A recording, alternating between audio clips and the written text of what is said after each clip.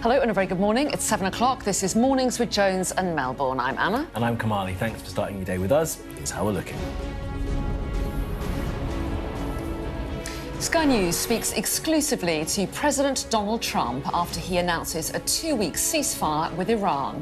We'll bring you the details of that call.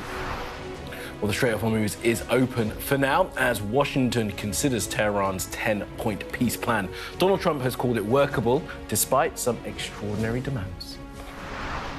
Pakistan, acting as peace brokers, say the immediate ceasefire also extends to Israel and Hezbollah fighting in Lebanon.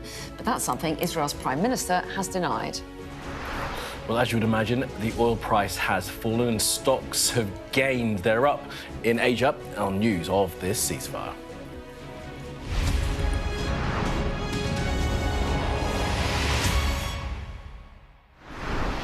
Hello, a very good morning. So, the Strait of Hormuz is open for the first time in weeks after the announcement of a 2-week ceasefire between the US, Iran and their allies.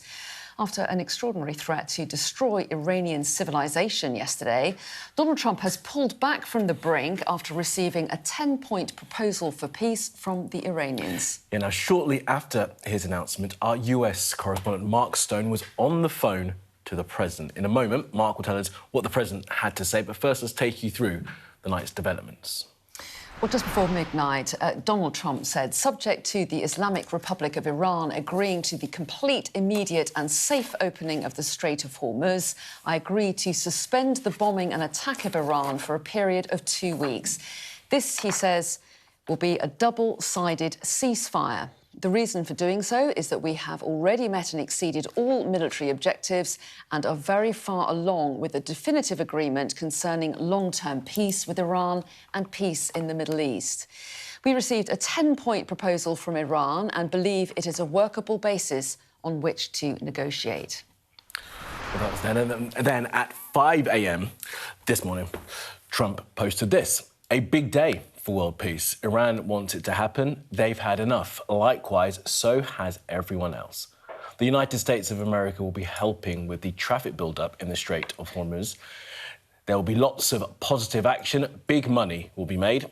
Iran can start the reconstruction process. We'll be loading up with supplies of all kinds and just hanging around in order to make sure that everything goes well. He goes on, I feel confident that it will. Just like we're experiencing in the United States, this could be the golden age of the Middle East, signed off President Donald J. Trump. Well, Iran's foreign minister has confirmed that safe passage of the strait will be permitted for 2 weeks. Speaking on behalf of Iran's Supreme National Security Council, Mr. Araghchi also said it would be halting attacks. Well, it was that Supreme National Council which put forward the 10-point plan via Pakistan. It demands an end to attacks by the US and Israel and the withdrawal of US forces from all bases and positions in the region. It demands a transit protocol be established in the Strait of Hormuz to ensure Iran's control under an agreed framework. Plus full compensation for damages to Iran, along with what it describes as the removal of all sanctions and relevant resolutions of the Board of Governors and the UN Security Council. Now, Tehran is also demanding the release of all frozen Iranian assets globally, and the adoption of all these provisions in what it called a binding UN Security Council resolution.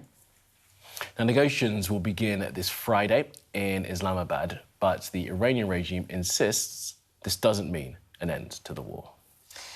Well, President Trump's press secretary, Caroline Leavitt, put out a statement after that Iranian plan. She said, President Trump's words speak for themselves. This is a workable basis to negotiate, and those negotiations will continue. The truth is that President Trump and our powerful military got Iran to agree to reopening the Strait of Hormuz, and negotiations will continue. She went on, there are discussions about in-person talks, but nothing is final until announced by the President or the White House. Well, that is all that has been said. Let's get now the thoughts and the words of our US correspondent Mark Stone, who has spoken to President Donald J. Trump. Mark, great to have you with us. What did the President have to say? Well, he's upbeat. I spoke to him between the two posts that you referenced there. The first post came about an hour and a half before his self-imposed deadline. That was 8 p.m., the deadline, Eastern time. Remember, that was a point at which 24 hours earlier, he had said if Iran didn't meet his demands, he would effectively, I'm paraphrasing, all hell would break loose in Iran. He'd bomb the power plants. He'd bomb the bridges. It was extraordinary language we heard from the president. But an hour and a half before that, as you have outlined, he decided that he would accept this 10-point plan and accept this 2-week delay. After that, we called him. I called him, and he picked up. He doesn't always, but he did this time. And it was only a short call. These calls are very often very short, about a minute and a half. He said, I haven't got long. Be quick, he said. And so I asked him, how he was feeling with this ceasefire in place. It's great, he said. It's very good. He then went on to say that he believes that we've done everything we wanted to do militarily. He described it to me as a complete victory, a victory in military terms, and then he said, actually, in every other sense as well, a complete victory. That is how he is framing this war, which has lasted for just over a month. Now, I put it to him, and I think this is really important. As you outlined there, what appears to have happened is the president has accepted an Iranian position, which is 10 points. They're outlined in this document here, the National Security Council, Supreme National Security Council statement that came out overnight via Iranian media. And in these 10 points, this is really important, there are maximalist Iranian demands, like all American troops out of the Middle East, not just those that have come for the war, but all of them. Like that Iran should control the Strait of Hormuz, something they didn't do before this war. Now they get to do that as part of this proposal, and also the removal of all sanctions. A few other things as well. These are absolute maximalist Iranian demands. They are something the Americans could never accept. And yet Donald Trump is saying that now they form the viable basis for a negotiation that he thinks could last just 2 weeks. So I put it to him, how is this? How are these proposals anything workable that America could agree to? And he said to me, you don't know what the points are. You don't know what they are. I do know what they are. He then went on to say they're very good points, and that most of them, this is intriguing, most of them have been fully negotiated already. So he is disputing the Iranian position, suggesting that the negotiations are already well developed. Remember, we didn't even know they were directly negotiating. Now he's saying, claiming that they are well developed, and that they are not the maximalist demands that Iran is claiming in their side of the statement. So something doesn't quite add up here. He then said, if it isn't good, we'll go right back to it very easily. I assume by that he's meaning we'll go right back to the fighting. Then he said, I've got to go now, and he ended the call. So it wasn't fulsome, but it was certainly added a lot, I think, to what has been kind of a dizzying night. Extraordinary that you got to speak to him on such an important night, Mark. Tell us a bit more about his mood. What did you make of his demeanour? Well, as I say, he was upbeat. And you know what's very interesting? This is the first time we've had his number for a little while. A lot of journalists, I think this is kind of worth pointing out, because it's odd, it's unusual. There are not many world leaders who, A, allow their phone number to be out and about, and B, will just pick up to people. But Trump's not any world leader. And his number over the course of a few months has circulated among journalists here in Washington, D.C. We've had it for a little while. We've tried to call a few times. He hasn't answered. And tonight, seemed like a pretty good night to try and speak to the American president. And so we called him, four or five rings, and he picked up. And it kind of halfway through I think he sort of said hello before he'd actually answered the phone. So I only picked up the sort of second half of it, and he said, yeah, or something like that. And so I had to clarify that it was him, and then clearly it was, and the conversation got going. But he was upbeat. Clearly, he has just got a ceasefire. It may be one that he has, some might argue, capitulated to get, but he's got one. The fighting has stopped. That's really important. The Strait of Hormuz appears to be opening up. That's really important. The other point I'd make, which I think is interesting, is that, you know, I sort of observe President Trump daily. I was in the briefing room yesterday when he was there, or the day before, whenever it was. We see him on the cameras all the time. People who spend time with him privately often say he's a different person privately, or can be a different person privately. World leaders who deal with him will often say that. And I got a little hint of that in this phone call. He was polite. He was courteous. He thanked me for calling him. He thanked me at the end for calling him. So it wasn't the bombastic President Trump that we are all used to. It was a little hint of that other President Trump that people so often refer to. And it's still the same guy, the guy who a day earlier had been making these utterly extraordinary, unprecedented remarks about removing a civilization, and then 24 hours later on the phone to him, where he's saying it's great, it's a good night, we've got a ceasefire, a complete victory. Extraordinary stuff, Mark. And look, we're on now another Trump timeline, aren't we? We now have got 2 weeks until we see where this thing ends up. What's your sense of that in the hours after the ceasefire seems to have come into force? Well, he's kicked an almighty great can 2 weeks down the road, effectively, because there is now a huge pressure to negotiate something from surely a position. I mean, he in his call to me, he's saying, look, you don't know what you're talking about. You don't know what the points are. I do know what the points are. But we know what the points are in the sense that Iran has published them. So unless something, you know, as I say, someone's not being straight here. But there is an awful lot to do to try in 2 weeks to try and get to an actual position, a common position, which can turn something temporary into something permanent. OK, Mark, for now, appreciate that. Mark Stone there in Washington, D.C., extraordinary, having spoken to the president in the hours after that huge ceasefire was announced. What a time to speak to him. Let's just bring you a little bit of breaking news. It's just been confirmed in the last few minutes by Number 10 that Sir Keir Starmer is travelling to the Gulf today to meet leaders of countries in the region to discuss diplomatic efforts to support and uphold the ceasefire. That's their words. We also have heard that the Prime Minister is saying that he has welcomed the ceasefire agreed between the US and Iran. He said, together with our partners, we must do all we can to support and sustain this ceasefire, turn it into a lasting agreement and reopen the Strait of Hormuz. So Keir Starmer heading to the Gulf now to speak to allies there. Yeah, and interestingly, the UK government have given us these details. They've told us what the Prime Minister will do while there. He'll meet with regional leaders, reiterate the UK's support for them and work on a long-term diplomatic resolution. And he's going to hold talks to ensure the reopening of the Strait of Hormuz remains permanent, he says, with the UK continuing to lead international efforts. We're going to speak to the government in just a short period of time, so we'll get some more detail on the UK government's plans and the Prime Minister's itinerary, I guess, when he gets to the region.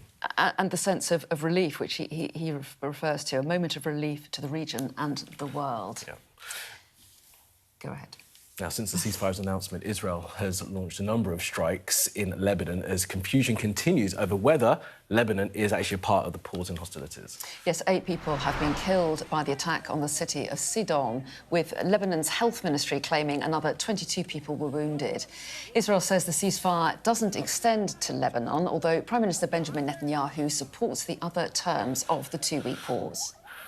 Well, as news of the ceasefire was announced, supporters of the regime in Tehran took to the streets, as you can see here, burning Israeli and American flags, chanting their old refrain, "Death to America, death to Israel." Now, some hardliners at the demonstration, it is reported, pledged the war would continue, saying they cannot trust the United States. Well, let's bring in Sally Lockwood, who joins us now from Dubai. Morning to you, Sally. Now, it seems that missiles were still being launched after President Trump's announcement of a ceasefire. So what's the feeling there? Is there a sense of relief or concern about that? Good morning to you both. It's certainly been a very nerve-wracking 12 hours for people here who went to bed last night reading these threats of annihilation from Donald Trump and then waking up to this news that it's a great day for world peace. And interestingly, I received so many messages last night, not just privately on my phone, but also from so many people who are following our coverage around the Gulf, contacting me on social media saying, we're really worried. What is going on? You know, we feel like our lives are in the hands of Donald Trump. And, you know, we're really nervous about what we could wake up to tomorrow. Certainly, it really felt like there was a shift yesterday. I think Gulf countries have adapted to this new normality of these daily missile and drone attacks from Iran, and they feel largely safe because air defences have been doing a pretty good job. But there was a sense that we'd reached a crunch point last night, and I think many in this region are now waking up with a huge sense of relief this morning that ceasefire has come into place and that deadline has been kicked down the road by another 2 weeks. And I actually spoke to a former US diplomat and I said, you know, what is going on here? And he said to me, well, Donald Trump has got rid of the dissenters like the US Army Chief Randy George in recent days and other senior military figures. And there was a concern that perhaps there weren't enough grown-ups in the room speaking to Donald Trump and talking him back from the edge. But it seems that Pakistan has managed to do that, agreeing this ceasefire overnight between Iran and the US, and it's come as a huge relief here. But at the same time, we've had incoming missile attacks overnight, even after that ceasefire was agreed, around 3:30 this morning. Incoming missiles here. There were also alerts in Kuwait, Bahrain and Saudi Arabia. So we don't yet know whether this is going to continue or whether actually Iran will cease these daily attacks that we've enjoyed every day now for around 5.5 weeks. And interestingly, the Abu Dhabi media office is reporting this morning that there's another fire at the Habshan gas facilities in Abu Dhabi that took place overnight. That incident occurring due to falling debris, we believe, after an intercepted missile, and that is the second fire at that gas facilities in just a matter of days.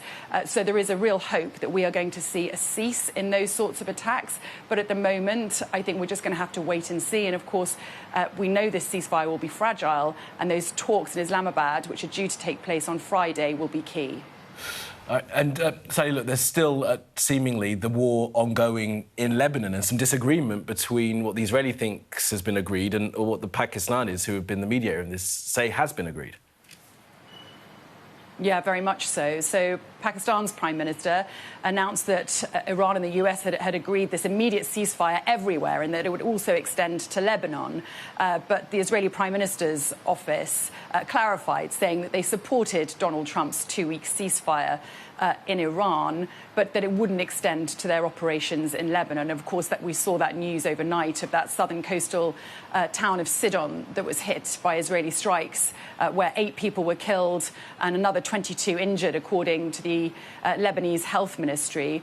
So, you know, that is hugely concerning for many here in the Middle East who are watching this humanitarian situation unfold in Lebanon, and something that perhaps has not had enough attention due to the situation across the Middle East and the war in Iran and the number of countries that have been dragged into this conflict. But more than 1,500 people have now been killed in Lebanon, more than 1 million displaced in the last 5.5 weeks.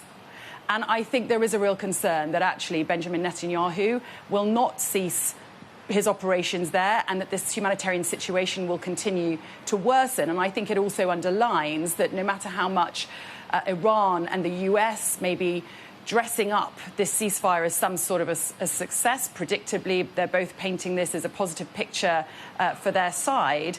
It's clear that Benjamin Netanyahu and Israel are very much the outlier when it comes to any sort of agreement. And yes, they're towing the line now, for now, when it comes to the ceasefire in Iran, but they are viewing the situation in Lebanon as completely separate. Nevertheless, I think we can safely say that for most people here in the Middle East, this news of the ceasefire when it comes to Iran will come as a huge relief to many, except perhaps for Benjamin Netanyahu, who would have had no choice but to accept. All right, Sally, for now, thank you so much. Of course, we'll have more from Sally and team in the region throughout the day as we take in what's happening in the hours after the announcement of this pause hostilities to ceasefire for the next 2 weeks? Well, yeah, inevitably, the markets are receiving the news well. Brent crude, I'm just looking at the moment, it's currently trading at $92. And as you can see there, you can see that drop-off at the end there. That's down around 15% at the moment. Obviously not down to the levels that it was before this crisis, but clearly markets are pleased to see at least this 2-week reprieve that we have in place now. And stock markets around the region also doing well. They absolutely are. So they opened up in Asia on the news of the announcement of the ceasefire, and just looking at actually where Sally was in Abu Dhabi, their share index is up as well. Dubai's share index is up. Kuwait's share index is up. We'll wait and see. What time is it now? 20 after 7. A couple hours until the UK markets open, and see how the European markets respond to this news. But you can see that something that the president pays close attention to in terms of the oil price, which is down. He said that would happen when peace came to the war that him and Israel began. And markets up is something the president will listen to. And it will be a sign, I guess, that we perhaps, if this peace deal holds, could be getting back to some sense of normality after this huge disruption for the past 4 weeks. Yeah, but those 2 weeks of negotiations will be absolutely crucial. Absolutely. And as we say, that the plan that Iran has at least put forward is full of demands that it would be hard to imagine the US would concede to.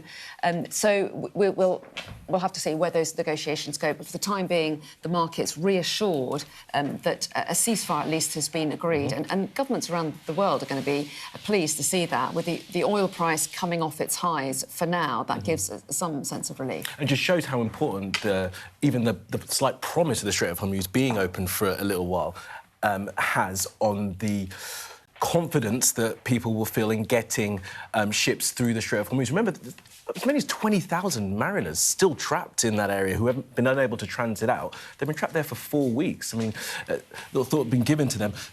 And there's another line of news here, isn't there? Well, just that South Korea is saying they're making efforts to release their vessels, South Korean vessels from the Strait of Hormuz. So there's a lot of things to do. There certainly are, and we'll keep a real close eye on what's going on in the region as we all come to terms with the news that there has been a ceasefire in the US, Israel, and war with Iran.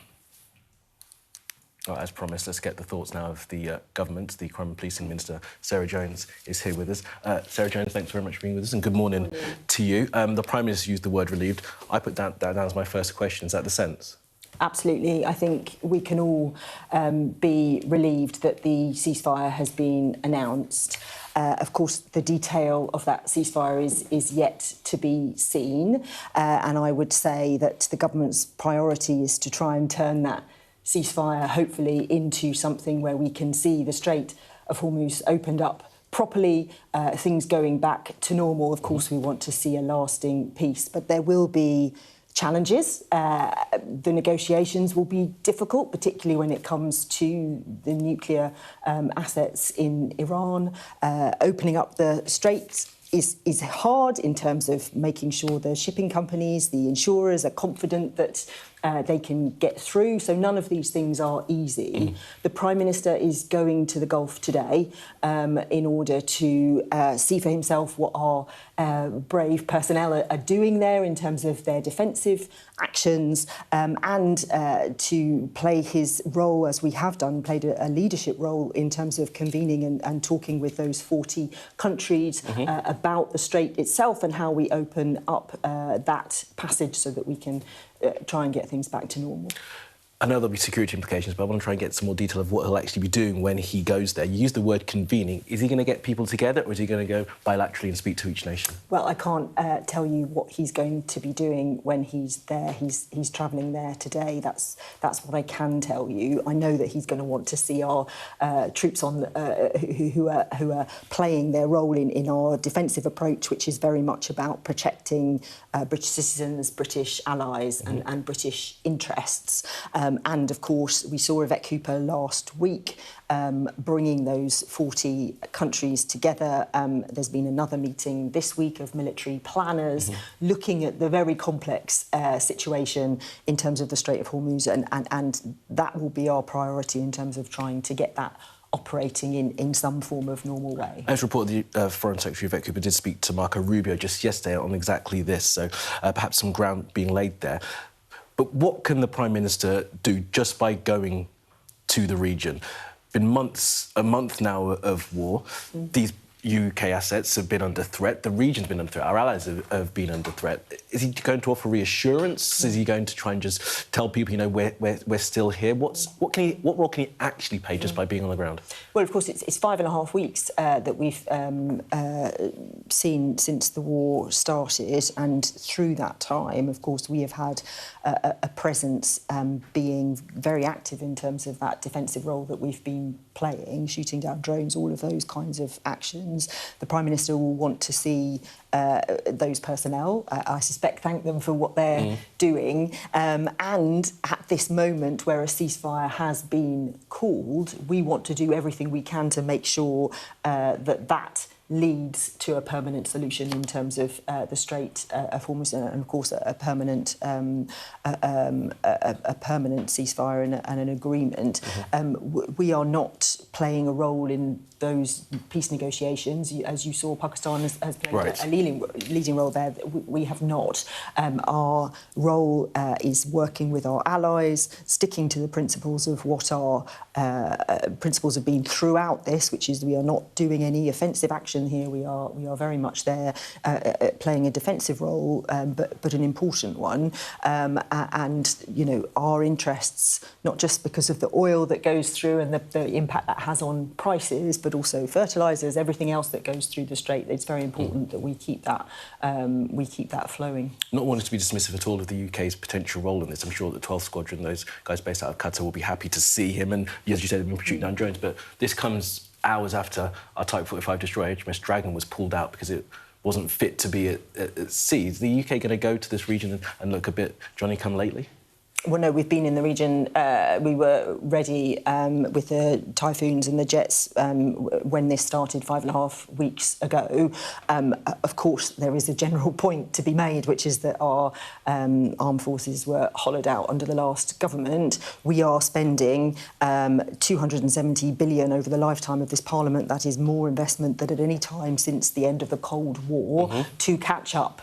And what happened yesterday is that it stopped for a planned sort of logistical stop, and some technical issues This is were HMS identified. Dragon. HMS Dragon, yes, forgive me. And there are some technical issues which will be resolved very quickly. OK, so it's not that it's been pulled because it's not up to scratch. It's just these are issues that were, OK, planned issues. You talked about when the Prime Minister's in the region discussing part of the proposal with allies and reassuring them. We talked also about nuclear assets as well. As part of this 10-point proposal, it does appear as if Iran want to continue enriching uranium. That would be contrary, I believe, to what the US president wants to do. Where does the UK government sit on Iran's permissions to be able to enrich uranium? Well, we've always been very uncomfortable about any kind of nuclear capability for Iran for obvious reasons. So that is an important part of an agreement. And look, we hope that both sides will engage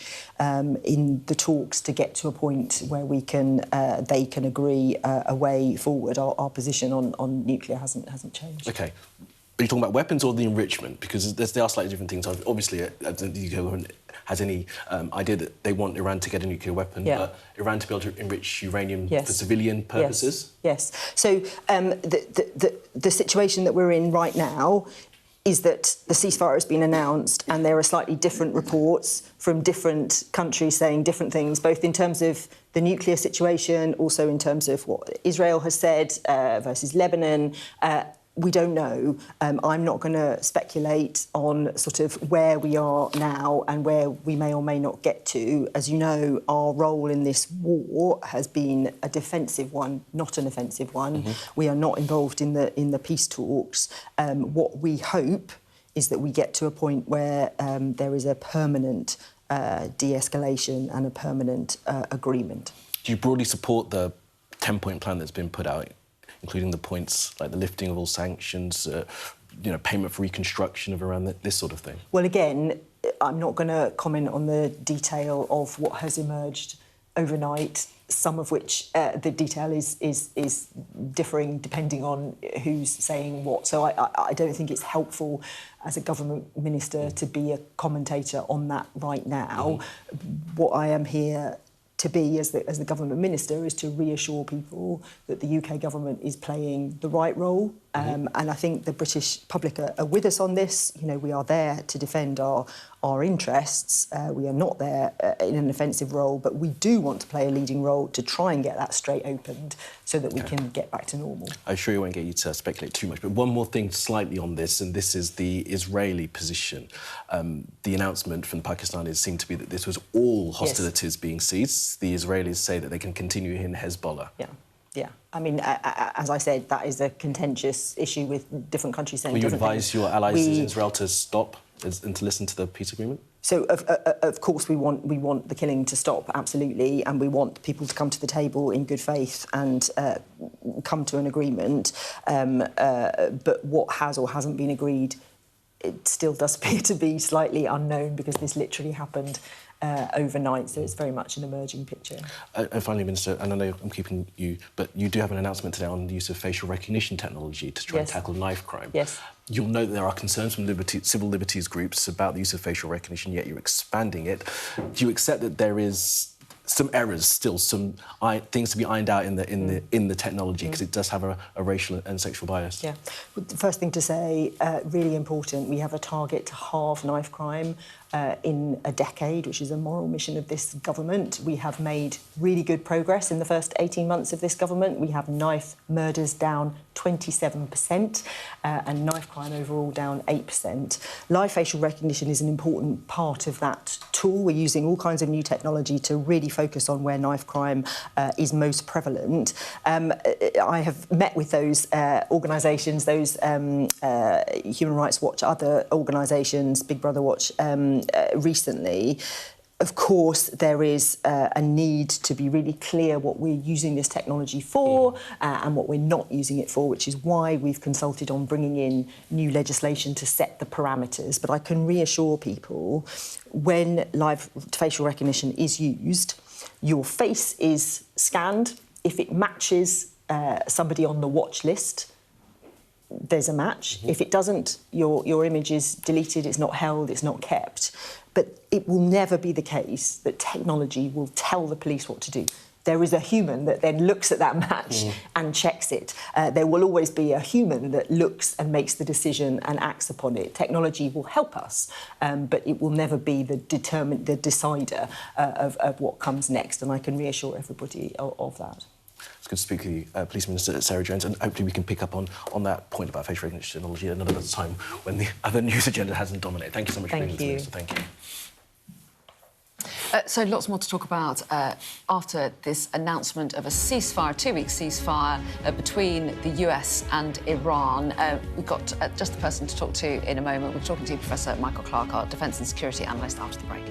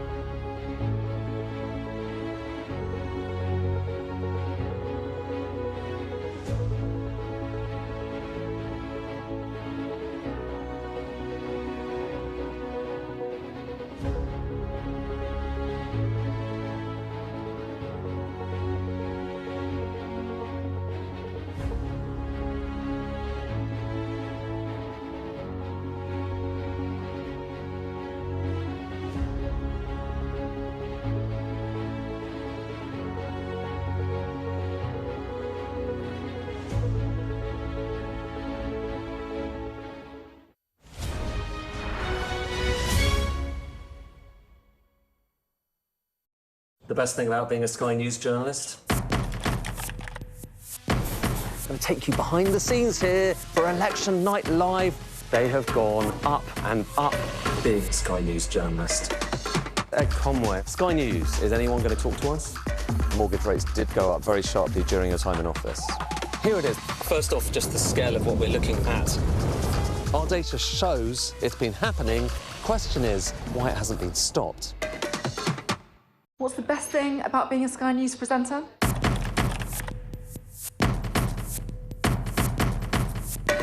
We've done the work and the reading, so you don't have to. Being a Sky News presenter. Hello and welcome. Westminster, the heart of British politics. I'm so sorry about what happened to you. So what on earth is going on? It's not true. Can I tell you what I think? It's really unusual. Mornings with Richard and Frost. Let's crack on. Let's get started. So the Strait of Hormuz is open for the first time in weeks after the announcement of a 2-week ceasefire between the US, Iran and their allies. Yeah, after an extraordinary threat yesterday to destroy Iranian civilization, Donald Trump has pulled back from the brink and says that he's received a 10-point peace proposal from the Iranians.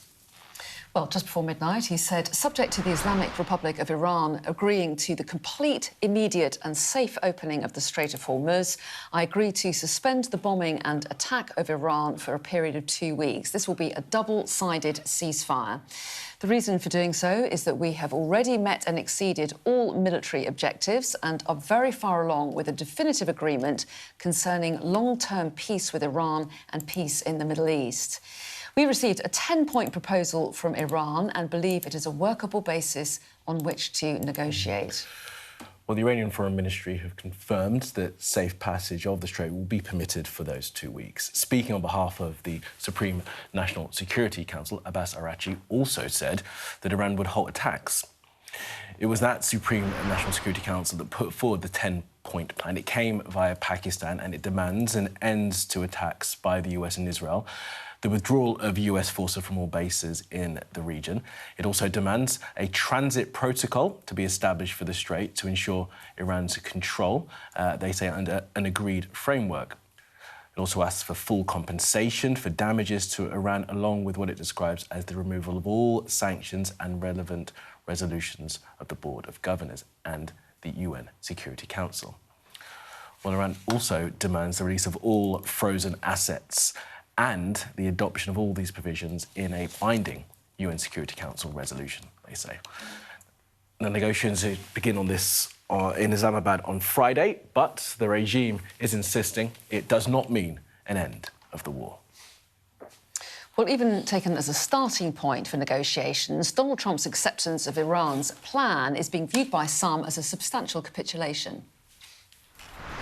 The United States has essentially given Iran de facto control of one of the most important energy choke points in the world, and it didn't have control of that before this war began. So in a sense, this war has led to the world giving up control of this incredibly important choke point to Iran. I can't imagine the Gulf countries are pleased. I can't imagine anyone in Asia is pleased. I can't imagine anyone anywhere is pleased, no matter your politics. So that's sort of my initial reaction, in that it's very strange why the United States has come around to this in this way. And part of the reading could be that President Trump was very desperate to end hostilities and therefore to allow oil prices to get back to a reasonable level, which will please much of the rest of the world for sure, that this is not the outcome they set out for.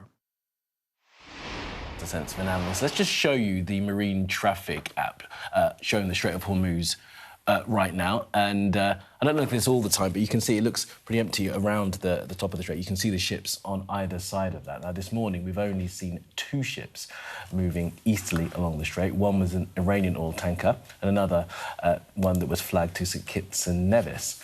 Both the UN and Iran have said the strait is, though, open.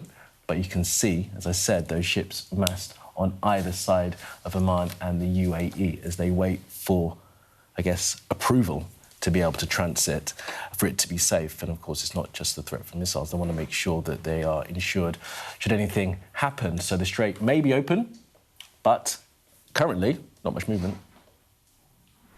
Also, this morning, we've learnt that Keir Starmer is heading to the Gulf to discuss the Strait of Hormuz reopening after the ceasefire, which he has welcomed. The Prime Minister says the agreement will bring a moment of relief to the region and to the world, but the UK and its partners need to do all they can to make it lasting. All right, let's bring in Nega Anga, a former senior advisor at the US State Department and the White House National Security Council. Nega, thank you so much for being with us. Perfect person to speak to on a day like today. I think probably first just get your reaction to what happened. I mean, when we were going to sleep last night, we weren't sure what was going to happen, and now we find ourselves at this point.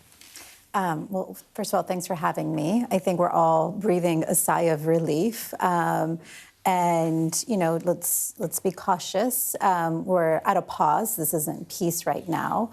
But genuinely, around the world, people were quite nervous that we were on a brink of not only attacks by the United States on civilian infrastructure, but also the repercussions that this would have into spiraling into a much larger war. What we learned also overnight, that the president received quite a bit of phone calls from the private sector, from industry, from leaders, essentially asking for him to pull back on some of his very bombastic messages that he had put out over the last few days. So right now, where we are in, you know, we're going to be watching the Strait of Hormuz. We're going to see if there's going to be any traffic moving through those waterways. But essentially, Pakistan was able to facilitate some sort of 2-week ceasefire with the negotiations starting on Friday in Islamabad. And we're going to have to see what that all entails. From what we understood from President Trump's statement on Truth Social last night, is that he's agreed for the starting point to be Iran's 10-point plan. Again, doesn't necessarily mean the United States has agreed to it. It's we will start our negotiations from that point. Well, yeah, but are you surprised that they are using that plan as the basis to start these negotiations from, given that so much on this list are Iran's maximalist demands that the US has always said there's no way that they'd agree to? Are you surprised this is forming a basis for negotiations? You know, it's probably not the one that the U.S. normally would choose, but I think where we were in terms of a brink of this spiraling into a much larger war, it's the best of the worst case scenario. And again, as you said, it was Iran's maximalist sort of position, and the negotiations will begin. Again, I don't think we're going to have a negotiated settlement in 2 weeks. It's almost impossible to have one in 2 weeks. The last one, the JCPOA, took 18 months because of all the technical nuances and details. What we may be lucky is having a framework of what that conversation is. So, you know, in 2 weeks' time, we can have a conversation of what that starting point can actually look like for a negotiated settlement. But this is, we're in new territory. I suppose much of it hangs on this new leadership in Iran. It's been said that it's switched now from sort of theocracy to really a military junta, the IRGC, the ones who are in control. Donald Trump says the regime has been removed. This, you know, the old regime, the one he couldn't negotiate with, is gone. What's the sense that this new one is more conciliatory to US demands? You know, this new regime is dogmatic. They may look weak externally, but internally, they are far more repressive. They are going to be ruling with an iron fist. They've been, you know, ruling in terms of this sort of position that they have nothing to lose. And so where and how this new regime, this new leadership of the IRGC, how they're going to negotiate, I think they feel quite confident. And, you know, as the statements that they've been articulating have been quite clear, they feel like they were attacked, and therefore the international community or the United States is going to have to pay for its reconstruction and allow them to continue to operate. I fear for the Iranian people. I think this new leadership is going to be very aggressive. You know, obviously, Iran has been under an internet blackout for weeks now, so we've only been receiving breadcrumbs from the Iranian citizens inside, but the situation is quite dire. Where is Israel in all of this. They've said that they welcome this two-week ceasefire plan, but they say it doesn't include attacks on Hezbollah in Lebanon, even though the Pakistanis who brokered this deal say that it should include that. Where does that leave us, do you think? This is unfortunate. It's quite a bit of mixed messaging right now in terms of Israel said it supports President Trump in this decision to move forward with the ceasefire and seeking a negotiation. But unfortunately, we're in this very elusive place in the conversation. This will play out over the next, I think, 48 hours. And I think that's the part that we have to be nervous about. Between now and Friday, what will Israel do? Because Iran can very easily pull back and say, wait a minute, we had a deal, and you continue to have Israel bomb Hezbollah. So just a couple of points. Do you think, is there a chance that if Israel continues to hit Hezbollah in Lebanon, the Iranians would think that was reneging on the deal? Or if Iran's not being hit, will they say, well, look, we can probably carry on with this? I mean, it's hard to know. It's hard to know, quite frankly. I think they're going to be reading the tea leaves themselves. They're going to be checking to see how President Trump will be delivering messages, whether it's, during a press briefing, whether it's, at an event. But they're going to be reading exactly how he's going to be articulating the messages. So it's a little too soon to tell. Again, rhetoric and messaging matters right now more than ever. I know Pakistan is going to be trying very hard to maintain some coherent structure so that they can begin the negotiations on Friday, but we're going to have to see. We ought to let you go. Very quick question, though. What constitutes a win for Donald Trump now? At this point in time, the markets have to calm down. I think given the intensity of the market, given the intensity of the oil prices, and the secondary, tertiary impact that this has on supply chains, I think if the market is able to stabilize, if we are able to maintain the Strait of Hormuz open without Iran taking any sort of essentially tolls at the port, then we should be in a condition that we can take a win and walk away from this. OK, well, Nega Anga, really interesting to get your take on these dramatic events overnight. Thanks very much indeed. Thanks for having me. Thank you, Nega. Right, just bring your line of breaking news away from the war on Iran. And Greece has become the latest nation to ban social media for young people. The Greek government saying that they are banning social media for under 15s. Greece joining other countries, Australia, Indonesia, Malaysia, France and Portugal, who've all approved legislation to bring in a ban for social media, on social media for young people, something the UK government is considering, something we've discussed in quite some detail on this show. So Greece is the latest one to follow with that. And interesting, I'm not sure if this is going to change, but under 15s rather than under 16s. I'm not sure what the year difference makes in Greek law, but that's a decision that is being reported now. Yeah, and so many countries watching the experience of Australia, of course, who were the first to introduce a law along these lines. So who knows which countries might move next. Absolutely. We're going to take a pause now. We're going to check on the weather.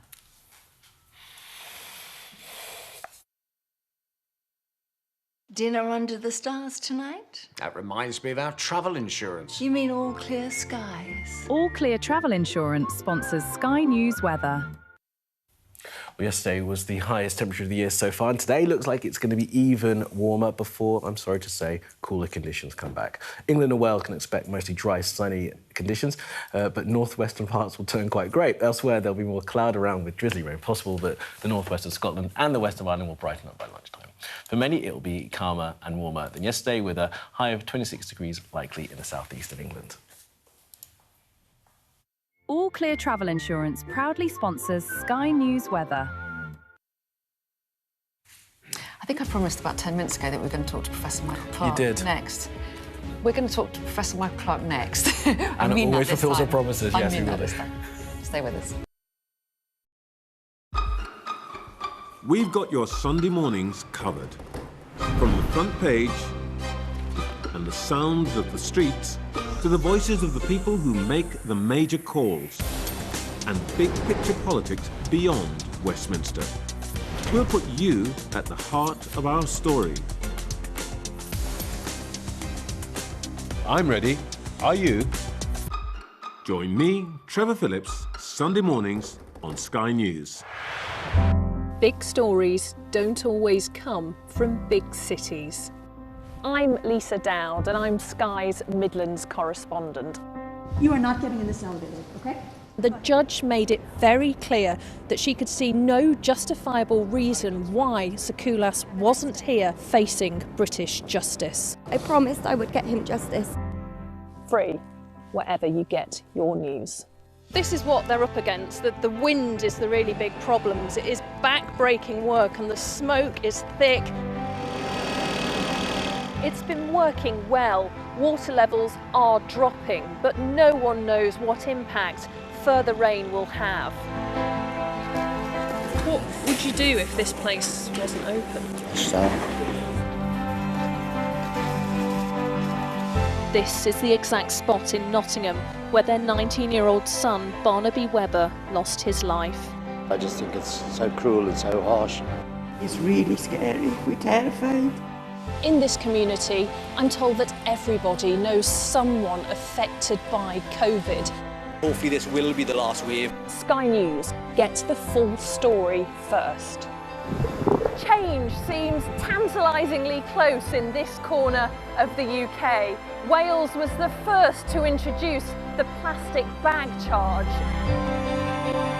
It's legal to let go. Set the speed and take the hands off.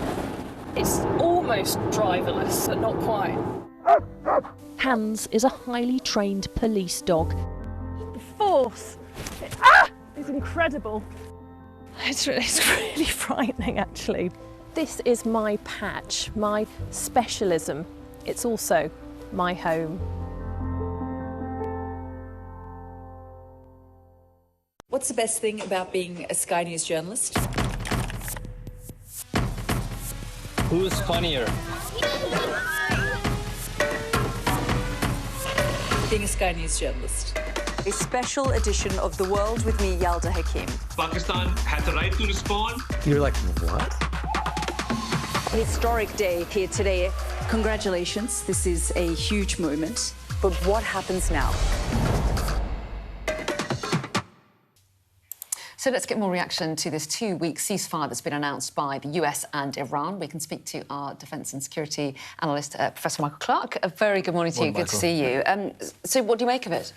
Well, we were saying yesterday morning we thought that President Trump was looking for a way out.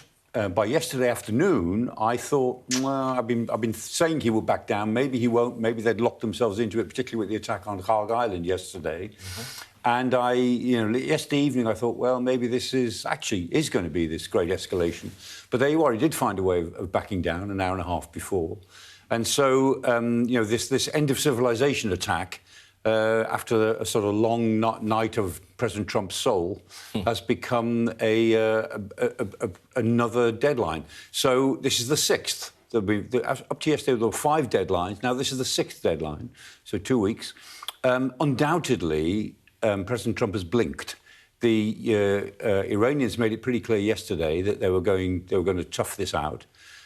People were being directed to go and stand arm in arm around some of the facilities. Undoubtedly, the fact that they're carrying all the flags, they've been told to do that, but a lot of them did.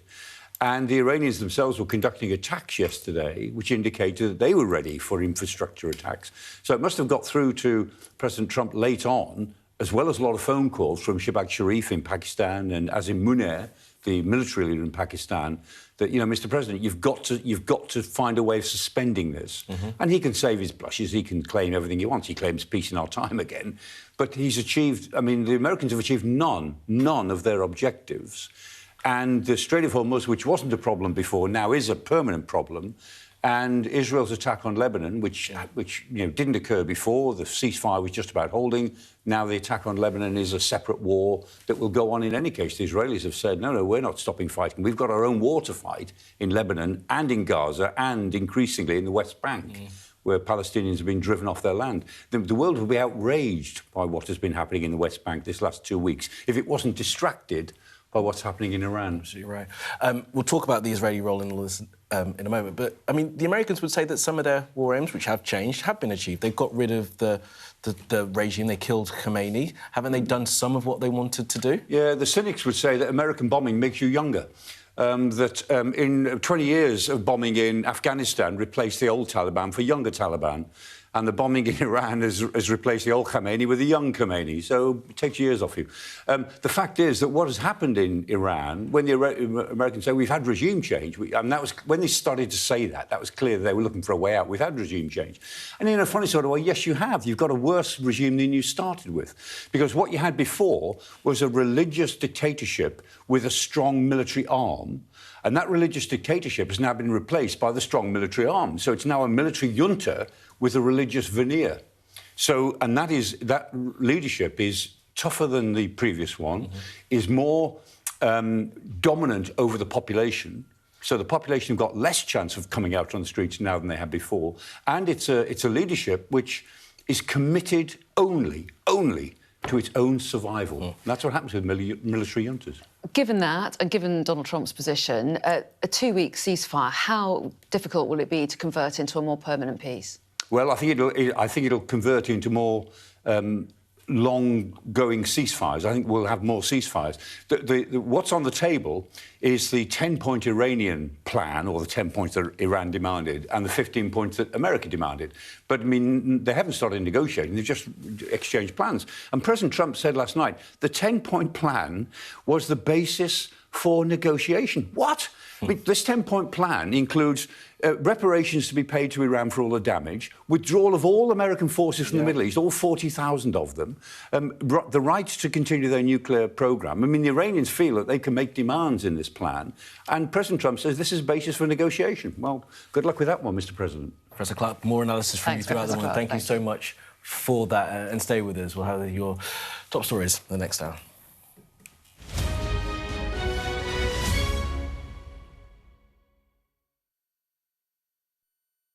The best thing about being a Sky News journalist? They call him the king of the jungle. Being a Sky News journalist. Yusra Al-Baghir has this report, and this is what's left of it. As a woman of colour, how did the Harris campaign speak to you? People risk their lives to speak to us for this report. Mr. Zuma, Sky News. We're trying to see as much as we can.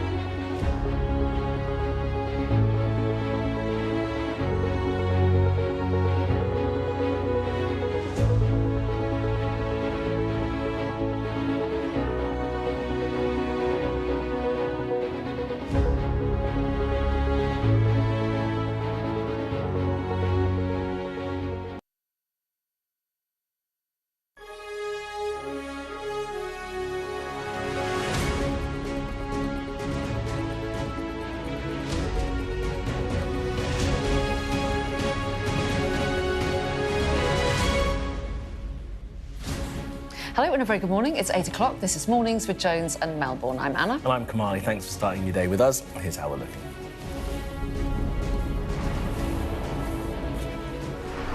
Sky News speaks to President Donald Trump after he announces a 2-week ceasefire with Iran. We'll bring you all the details of that call. The Strait of Hormuz is said to be open now as Washington considers Tehran's 10-point peace plan. Donald Trump calls it workable, despite some extraordinary demands within it. Pakistan, acting as peace brokers, say the immediate ceasefire also extends to Israel and Hezbollah fighting in Lebanon. But that's something Israel's Prime Minister has denied. The Prime Minister, Sir Keir Starmer, has welcomed the news as he heads to the Gulf to discuss diplomatic efforts to try and keep the peace going. And as you would imagine, the oil price has plunged and stocks gained in Asia on news of the ceasefire.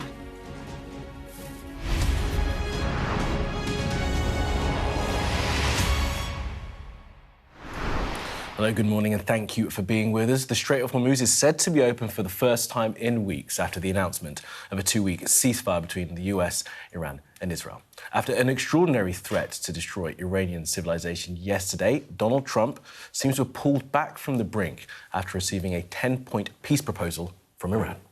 Well, shortly after his announcement, our Washington correspondent, Mark Stone, was on the phone to the president. And in just a moment, Mark will tell us what the president had to say. But first, let's take you through the overnight developments. Well, just before midnight, Donald Trump posted this. He said, subject to the Islamic Republic of Iran agreeing to the complete, immediate and safe opening of the Strait of Hormuz, I agree to suspend the bombing and attack of Iran for a period of 2 weeks. This will be a double-sided ceasefire. The reason for doing so is that we have already met and exceeded all military objectives and are very far along with a definitive agreement concerning long-term peace with Iran and peace in the Middle East. We received, he said, a 10-point proposal from Iran and believe that it's a workable basis on which to negotiate. Well, the Iranian foreign minister confirmed that safe passage of the strait is to be permitted for 2 weeks. Speaking on behalf of the Supreme National Security Council, Abbas Araghchi also said he would halt attacks, or Iran would halt attacks. Well, it was that council that put forward the 10-point plan, and it came via Pakistan. Now, we haven't seen the full list of demands, but here are a few. They include an end to US-Israeli attacks and the withdrawal of US forces from the Middle East. It demands a transit protocol to be established in the Strait of Hormuz to ensure Iran's control and full compensation paid to Iran for the damages caused by the war. It also asks for the removal of all sanctions and relevant resolutions of the Board of Governors. Now, negotiations will begin on this on Friday in Pakistan, but the regime in Iran insists this doesn't mean an end to the war. Well, let's bring in our US correspondent, Mark Stone, who's in Washington. And Mark, you've spoken to President Trump himself just in the last couple of hours. So what did he say to you? Yes, it's been a long night, and it's been a night of a few twists and turns. And after his announcement, where he pulled back from the brink and on Truth Social made that announcement, you read a bit of it there, that he was agreeing to Iran's 10-point plan, agreeing at least to have that as part of a negotiation that would last 2 weeks, and that he would stop the bombing of Iran. It seemed like a pretty good moment to try and call him. It's a quirk of this president that that his number is out there. There are some of us Washington correspondents who have got his number and he picks up. It's kind of bizarre. I don't think there's any other world leader, certainly of this stature, that does this, but he does. I've tried a few times. My colleagues here in the Bureau have tried a few times. And this is the first time he has answered. And it was certainly an opportune moment. You never quite know how long you're going to get. I got about a minute and a half. He was courteous. He was polite. He was sort of happy to talk to me. And I clearly, first of all, one of the challenges, by the way, is to keep him on the phone because he's a busy man, and he said that up front. Quick, quick, make it quick, he said. 10:40 at night, late at night it was. And so, first of all, I said, look, how are you feeling about this ceasefire that you have got in place? You don't really want to go in with a really hard question straight away, because he doesn't know me particularly well, may not know me at all. He could just hang up. So it's one of those things where you have to try and hold him on the line. So the first question was a simple one. How are you feeling about this? Good, he said, very good about the ceasefire. Of course he is, regardless of the fact that, you know, people will argue, and we're debating and analysing through the day, I'm sure we will, about whether he capitulated or not. The fact is that right now, perhaps with the exception of Lebanon, an important and worrying exception, but right now the fighting has stopped, the bombing has stopped in Iran. So that's clearly a good thing, and he felt pleased about that. He said to me, everything we wanted to do militarily in Iran, we have done. He described it as a complete victory from that standpoint and from every other standpoint, he said to me. We discussed the 10-point plan. I think this was key, and I said to him, look, these 10 points, and Kamali, you just went through some of them. These are demands, maximalist demands, that Iran has been making for a little while now. Things like complete control of the Strait of Hormuz, all American troops in the Middle East from their bases to go home, not just troops there for this war, but troops there generally to go home. Sanctions lifted. These are maximalist Iranian demands that surely America would not even think about agreeing to. They haven't, incidentally, actually agreed to them. They've just agreed. Trump has said that they are something that the Americans can work with. Well, really? And I put that to him. And he said to me, he fired back. He said, look, I've seen these points. You haven't. Well, we kind of have, because the Iranian side has published them. He claims that the points that he's seen are different. He says that many of these points, he said, you don't know what the points are. I have seen the points. And then he said many of them are good points. And he also, intriguingly, said that many of the points have been pretty much fully negotiated, which I think is very interesting. What does he mean by that? We don't know. As I said, about a minute and a half, the call, and he then he called it to an end. I've got to go now, Mark, he said. And with that, it was done. Mark, look, you only had 90 seconds or so, but were you able to get a sense of how he was, what his demeanour was like? Upbeat, for sure. I mean, an 80-year-old man at 10:30 at night, clearly a long day of many, but he didn't sound remotely tired. He had the time, surprisingly enough, to pick up a call from a number he didn't know. I mean, this is a quirk of this president, for sure. I mean, how many people would pick up a call from a number they don't know? Let alone the President of the United States on a night like this. But he did, and then he engaged, and he was courteous, he was pleasant, he was happy to speak to me. You know, one thing that is interesting, and very often people say this, people who know the President, they may not be fans of him, of his, but they know him. And they will often say, look, he's a very different person privately. The president that we all see, and I was in the briefing room with him yesterday or the day before, and he was bombastic and exactly, you know, erratic actually at times, exactly the sort of president, the man that we have become used to. But people then say privately he's a bit different. He's kind of just a different guy. And I got a hint of that in this 90-second call, for sure. It was a different style, a different tone that he gave off in that private conversation, or that one-on-one conversation on the phone, from the one that we see day in, day out. So I thought that was interesting. And Mark, a 2-week ceasefire, it's being celebrated on the markets to a certain extent. The oil price has dropped, share markets are up, stock markets are up. But it is just a 2-week ceasefire. It feels like there's a big challenge ahead to negotiate a more permanent peace. Yeah, I mean, look, short term, it's clearly fantastic news that the fighting has stopped, that the bombing has stopped. Let's see whether, I mean, the Americans have said that they have stopped bombing Iran. As President Trump was posting on Truth Social, the Iranian missiles were still being fired.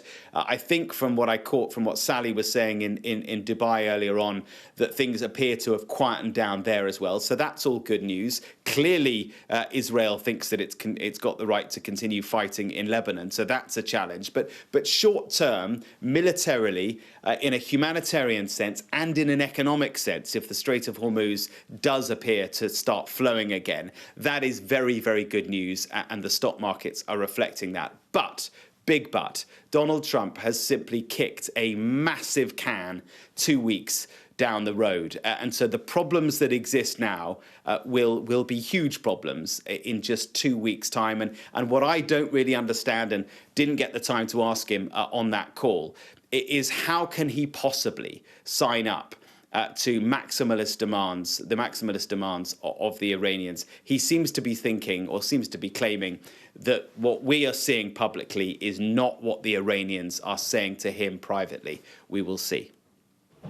We will indeed. Mark, I think you can probably be heading off to bed now, I imagine. Thank you so much, very Laura. late there, but extraordinary stuff. And thanks so much for talking us through your call with the President in the last couple of hours. Amazing. Now, despite the ceasefire announcement, Israel, as Mark was saying, continues to hit Hezbollah targets in Lebanon. 8 people have been killed in the coastal city of Sidon. That's according to the health ministry there. Another 22 were wounded. Well, Israel's Prime Minister has said the ceasefire does not extend to Lebanon. Well, as news of the ceasefire broke, supporters of the regime in Tehran took to the streets, burning Israeli and American flags and chanting "Death to America" and "Death to Israel." Some hardliners at the demonstration pledged the war would continue, claiming they could not trust the US in peace talks. All right, let's go to the UAE now and bring in our correspondent Sally Lockwood in Dubai. Sally, morning to you. What is the sense there from where you are? I mean, huge relief, Kamali. It's hard to overstate just how concerned people were here. Frankly, scared last night. I received so many messages from people I didn't know on social media who've been following our coverage from around the Gulf saying, "We're really worried tonight." One person said they'd been, making phone calls back to family at home in the UK because they felt like they had to talk to them just in case something terrible were to happen. And many people were expressing the concern that they just didn't know what they were going to wake up to this morning. They went to bed reading threats of annihilation from the President of the United States and woke up to him declaring world peace. So it's safe to say huge relief all round for many people in the region this morning. Nevertheless, there were more missile strikes, or I should say attacks overnight. Many of those missiles intercepted across the region. Kuwait, Bahrain, Saudi Arabia, Qatar, all reporting incoming fire. As well as here in the UAE at 3:30 this morning, there was an emergency alert for incoming missiles and reports afterwards from officials that there was another fire at the Habshan gas facility in Abu Dhabi, the second such incident in a matter of days. So, we're not yet sure whether these daily attacks are going to stop. Certainly it feels quieter this morning, but those incoming missiles did happen after that ceasefire was called overnight. So we're going to have to see how the next few days and 2 weeks play out. Certainly, I think it's safe to say that this ceasefire will be fragile. And of course, let's look at the situation when it comes to the Strait of Hormuz. I mean, very welcome news for the world economy. The commercial shipping has resumed there. But I spoke to a security source in the last hour who's based in this region and specializes in international shipping. And they said, if you look at the deal that's been done here when it comes to the Strait of Hormuz, yes, it's got international shipping flowing again. But it's really face-saving for America to suddenly declare the Strait of Hormuz open, because what Iran has done is said that they're going to continue to control it. This is going to be under the management of the Iranian military, and they're somehow legitimizing this control by saying that they're doing it in coordination with Iran. And on top of that, they're going to be charging these eye-watering sums in terms of safe passage at this sort of toll booth that they've set up in the Strait of Hormuz, charging a reported $2 million for tankers to pass safely. Well, it seems that that that is going to continue, and that is something that didn't happen prior to this war.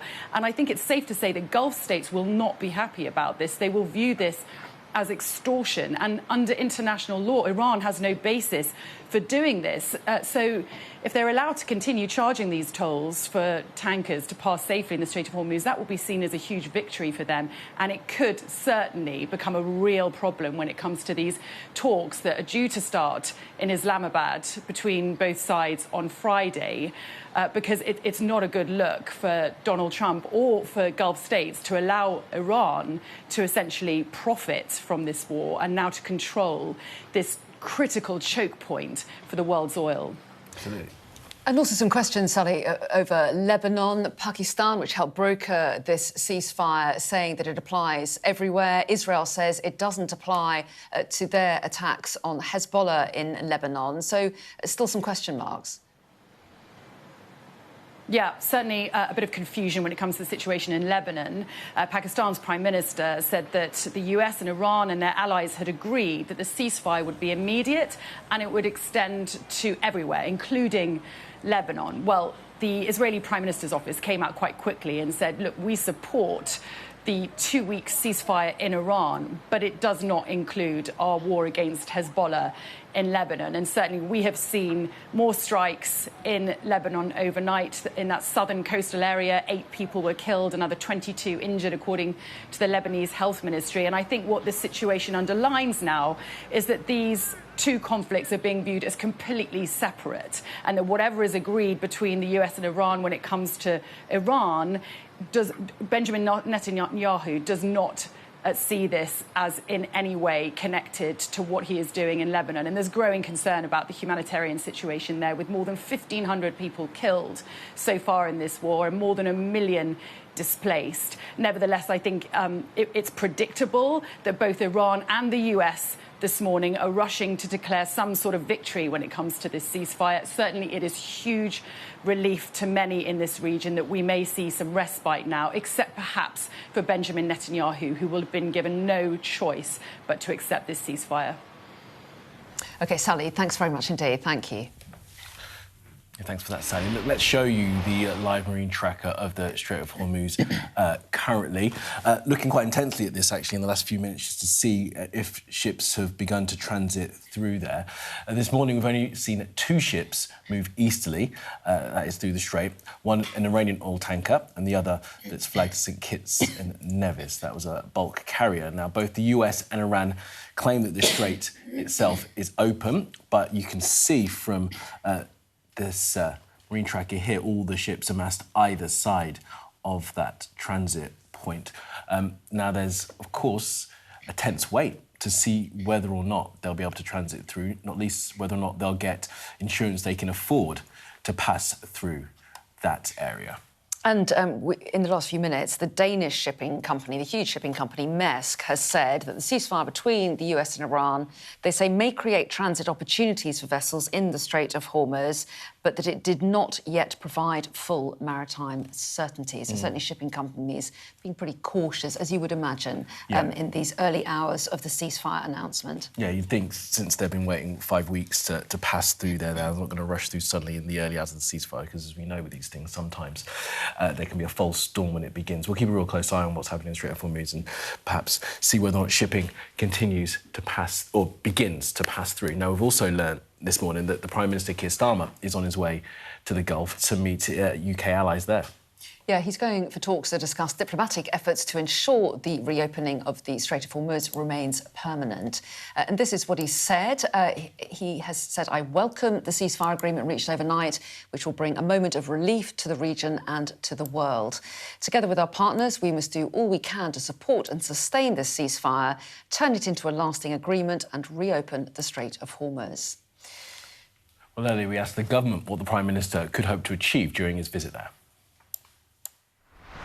At this moment where a ceasefire has been called, we want to do everything we can to make sure that leads to a permanent solution in terms of the Strait of Hormuz and of course a permanent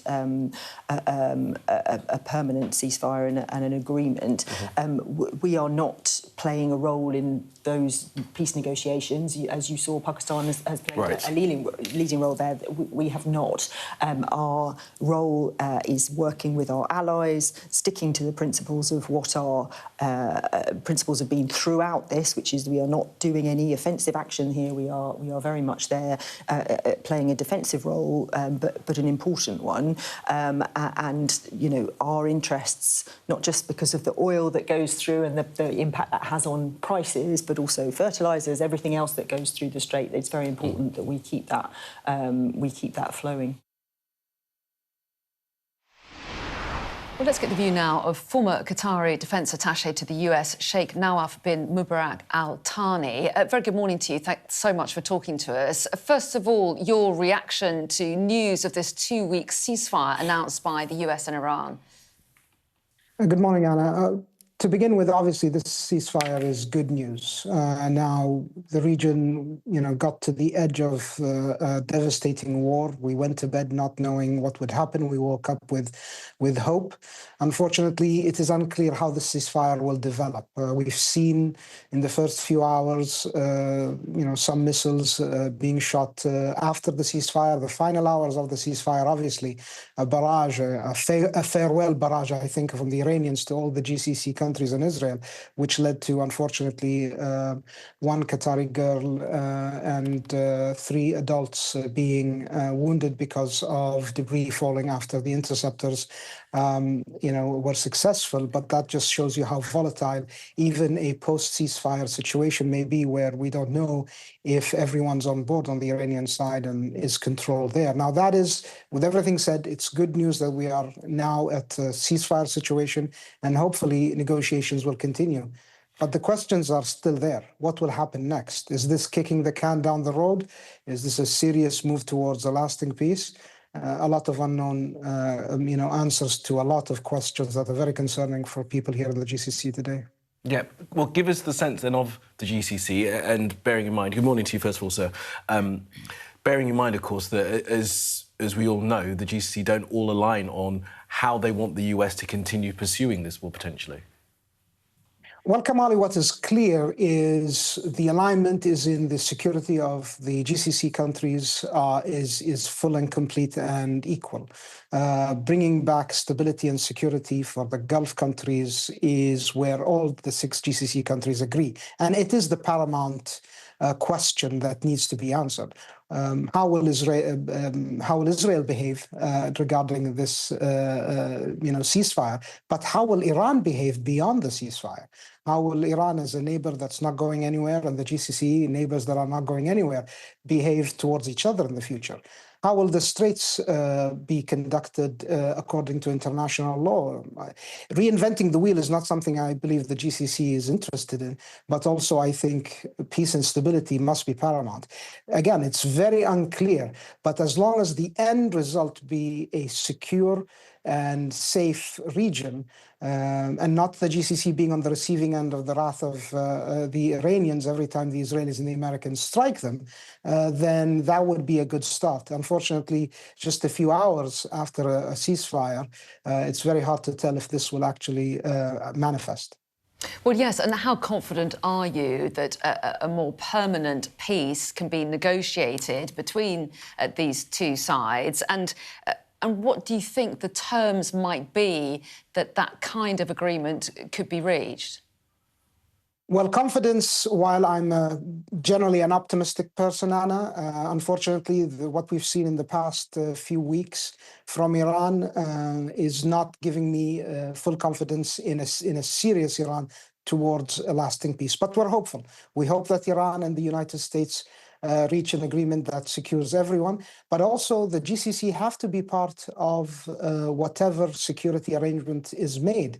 After all, we are the neighbors of Iran in this region, and if securing the people of the Gulf is not part of any security arrangement between the United States and Iran, it won't just be lasting, it will be something, unfortunately, that is kicking again the can, as I said, down the road. How will Qatar, especially, and other nations view the US going forwards? As an ally, the biggest US base in the region is in your country. The UK have got a squadron of jets based there as well. How will you view the US, particularly, as an ally going forward, considering the way that this war began? Well, the United States obviously has a long historical relationship with the GCC that transcends multiple administrations and political, weathers political storms. So that is a vital relationship that will continue. I don't think the GCC countries are short-minded to just look at this one issue when it comes to foreign relation policies. These are generational policies. But beyond that, I think looking at the United States as our partners, Iran as our neighbor, we need to all figure out how can we not only protect the Iranians, the American interest, but let's not forget the people of the Gulf who've been on the receiving end of, again, the bulk majority of the the Iranian missiles. Qatar was on the receiving end last year of also Israeli missiles. This can't be just a shooting range and a firing range for warring powers to, decide their grievances. There must be security guarantees. There must be adherence to international law. Otherwise, this may be performative. It isn't yet, but if not dealt well, could be performative and could flare up, if not a month from now, maybe 10 years from now, but definitely, if unresolved, this may flare up again. You said that the relationship between the Gulf and the US essentially transcends different administrations, but I wonder what your view was of the kind of language that Donald Trump has been using in recent days in his threats to Iran, talking about essentially wiping out a civilization. What was your reaction to that? Well, definitely the sense in the region in general, not just myself, as I can tell, as far as I can tell at least, is that any flaring up of emotions between the peoples of the Gulf and Iran is not good. All parties, Israel, the United States, and Iran, should find a way towards, a ceasefire, which they did, and now hopefully a successful negotiation, which everyone's waiting to see, and hopefully they reach. That has been the message from the Gulf, a calming message, an encouraging message, but also a serious message that the world will change here. The relationship between the Gulf and Iran will indefinitely, it has changed, and it won't go back to the previous status quo. What it would look like in the future is up to, obviously, all parties, including the Iranians and their seriousness in moving forward, how the United States view the region, and how the GCC views its own future. Going back to where we were just a few weeks ago is just, not in reality. It's something that will never happen. But how it will look forward, maybe even a better relationship, we shall see. How interesting. Look, the Prime Minister is on his way to the region. We're not sure of his itinerary entirely, but he will be speaking to allies. Perhaps we'll come to Qatar, where, as you know, there's the 12th Squadron are based and there are British Typhoons there. What can the Prime Minister do in the region? How will he be received by allies? Well, I think the GCC in general, Qatar specifically, has had long and historic relations with the United Kingdom, Kamali. The Prime Minister has been a partner of Qatar and the rest of the Gulf countries. As you mentioned, the joint squadron between the UK and Qatar, it's been in active protection and cooperation in defending national interest of Qatar and the UK in the region, but also beyond. That's the whole point of having it. It was not established just for this, in anticipation of this conflict. So the relationship, it's important. The role of the United Kingdom is vital as a stabilizing role for the region. It needs to be also a calm voice for the region. And the UK is obviously a big economic partner and is affected by a lot of what's happening and may continue to happen, we don't know, in the Strait of Hormuz. So I think having a proactive role for the United Kingdom is a good thing. Let's just hope that everyone else cooperates with the Europeans and the UK towards stabilizing the region, because that is unclear if everyone will cooperate. I know the GCC is looking forward to that, but it takes two to tango, and I don't know about the rest of the region. Well, really interesting to get your views this morning. Thank you so much for joining us, Sheikh Nawaf bin Mubarak Al Thani. Thank you. Thank you for me. Thank you for having me. I'll take a few updates that we've had in the last few minutes. Several reactions coming in to the news that this ceasefire has been announced. The EU Commission President Ursula von der Leyen has welcomed it, calling it a much-needed de-escalation. We've also had reaction from Germany as well, who've welcomed the agreement. Chancellor Friedrich Merz said, we would like to thank Pakistan for its mediation. The goal must now be to negotiate a lasting end to the war. We are in close contact with our partners on this. Well, the French President, Emmanuel Macron, has also welcomed the news, but crucially has said that the situation in Lebanon remains critical and must be included. And after being shut for weeks since the start of the conflict, Iraq has opened its airspace once again. Yeah, well, on Israel's part, the Wall Street Journal report that President Trump and the Israeli Prime Minister Benjamin Netanyahu have spoken overnight about the ceasefire. It's unclear whether or not Israel will adhere to the full terms of the ceasefire, which seem to be that the war in Lebanon stops. The Israelis have said that that is not the case. Plenty more reaction, no doubt, will come in in the hours ahead. In the meantime, let me just tell you what's coming up next. We're going to be speaking to Jeffrey Robertson, who's founder of Europe's largest human rights practice, about the legality of Donald Trump's threatened strikes.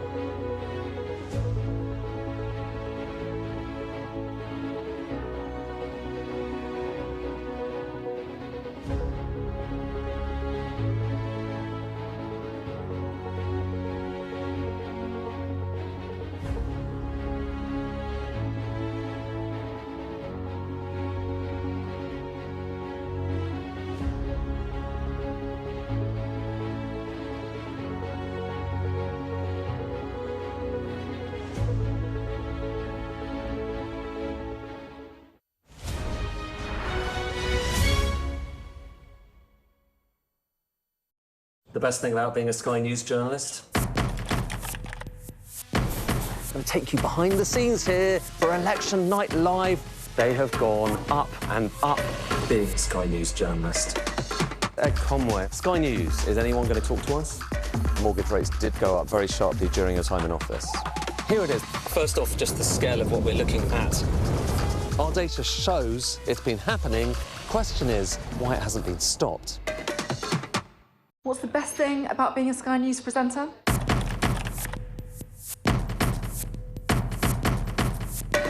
We've done the work and the reading, so you don't have to. Being a Sky News presenter. Hello and welcome. Westminster, the heart of British politics. I'm so sorry about what happened to you. So what on earth is going on? It's not true. Can I tell you what I think is really unusual? Mornings with Richard and Frost. Let's crack on. Let's get started. So the Strait of Hormuz is open for the first time in weeks after the announcement of a 2-week ceasefire between the US, Iran and their allies. After an extraordinary threat to destroy Iranian civilization yesterday, Donald Trump has pulled back from the brink after receiving a 10-point proposal for peace from the Iranians. Yeah, now just before midnight, he put this on social media, subject to the Islamic Republic of Iran agreeing to the complete, immediate and safe opening of the Strait of Hormuz. I agree to suspend the bombing and attack of Iran for a period of 2 weeks. This will be a double-sided ceasefire. The reason for doing so is that we have already met and exceeded all military objectives and are very far along with a definitive agreement concerning long-term peace with Iran and peace in the Middle East. He says we received a 10-point proposal from Iran and believe it is a workable basis on which to negotiate. Well, meanwhile, Iran's foreign minister has confirmed that safe passage of the Strait will be permitted for 2 weeks. Speaking on behalf of Iran's Supreme National Security Council, Abbas Araghchi also said it would be halting attacks. Now, we haven't seen the full list of demands, but we have had sight of a few, and they include an end to US-Israeli attacks and the withdrawal of US forces from the Middle East. The plan demands a transit protocol to be established in the Strait of Hormuz to ensure Iran's control, plus full compensation for damages to Iran. And it asks for the removal of all sanctions and relevant resolutions of the Board of Governors and the UN Security Council. And negotiations will begin this Friday in Islamabad, but the regime insists this doesn't mean an end to the war. Well, even taken as a starting point for negotiations, Trump's acceptance of this plan is being viewed by some as a substantial climb down. The United States has essentially given Iran de facto control of one of the most important energy choke points in the world, and it didn't have control of that before this war began. So in a sense, this war has led to the world giving up control of this incredibly important choke point to Iran.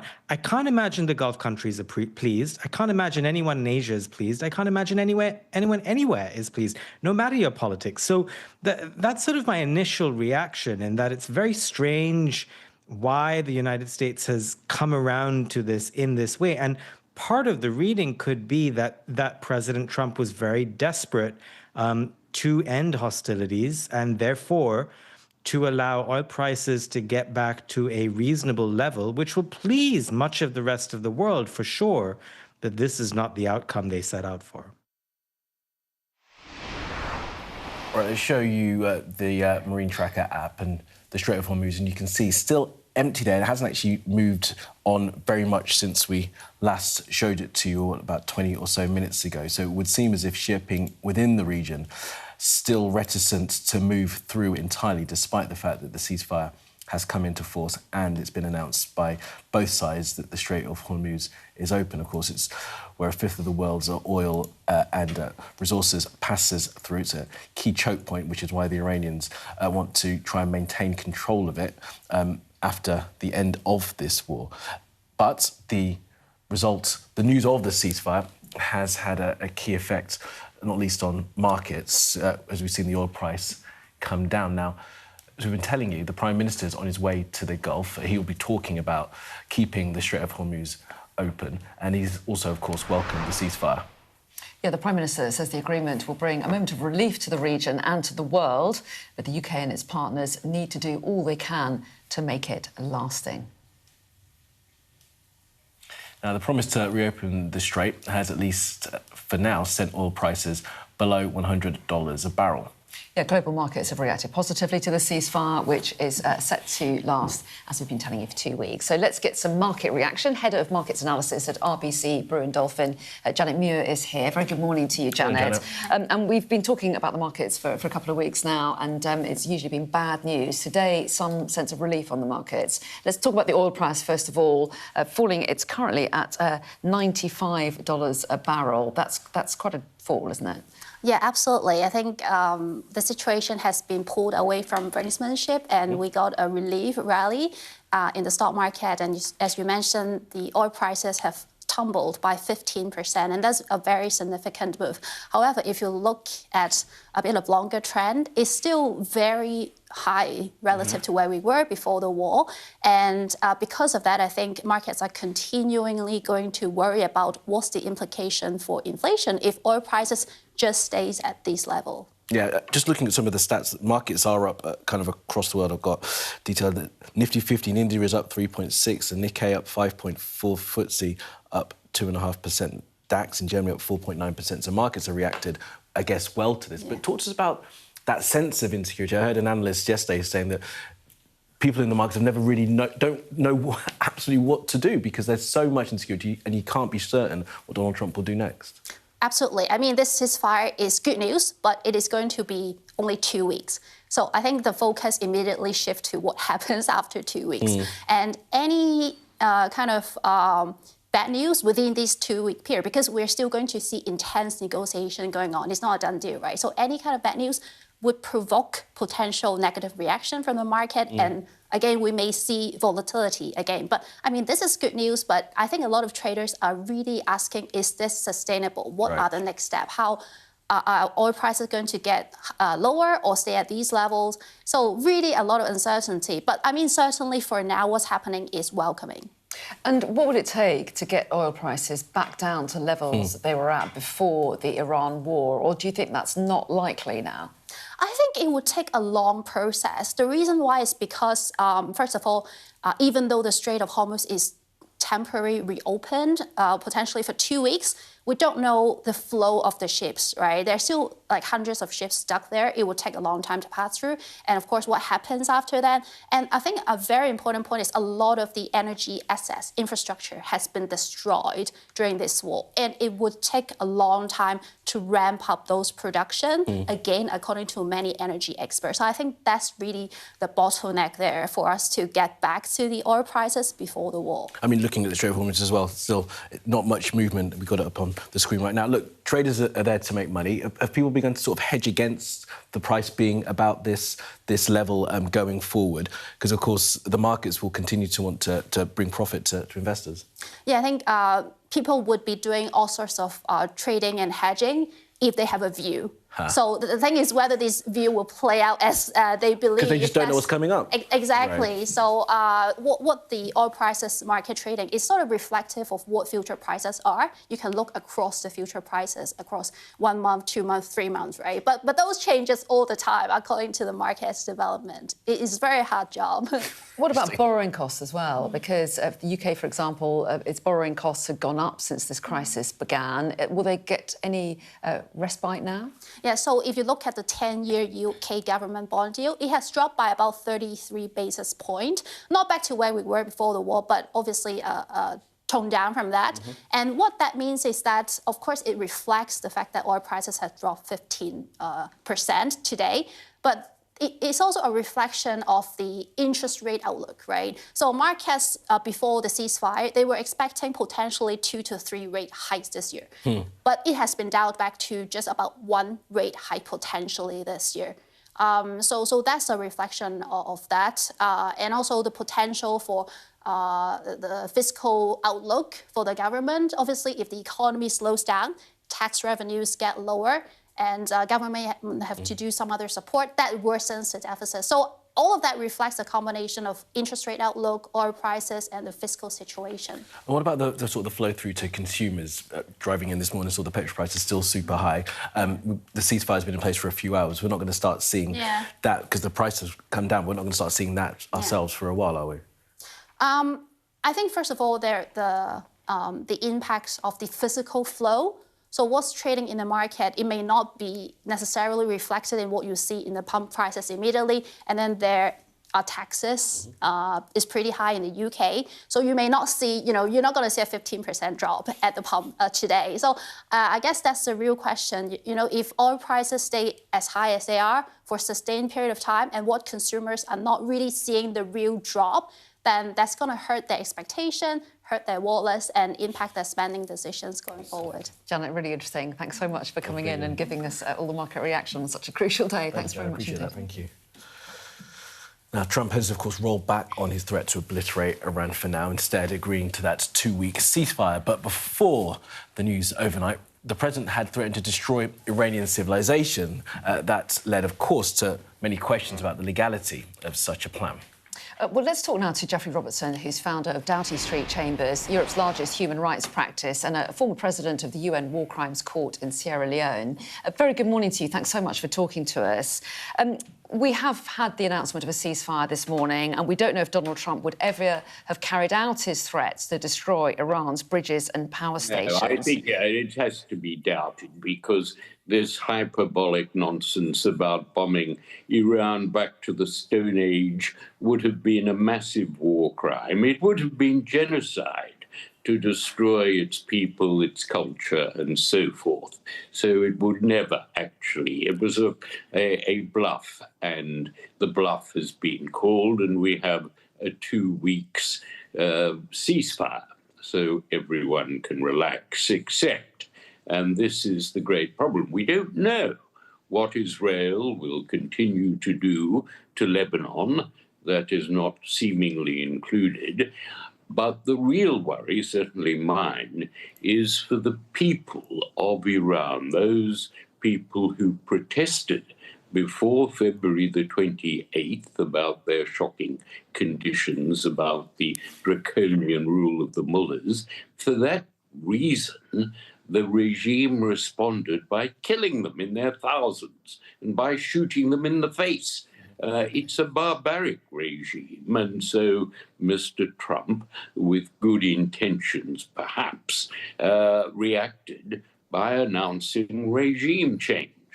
But as anyone who knows anything about Iran should have told him, that was impossible because all the guns were in the arms of the Revolutionary Guards and the besieged militias and so forth. So the people would have no chance. Irresponsibly, Trump told them to keep fighting, we're coming to save you. And of course it couldn't.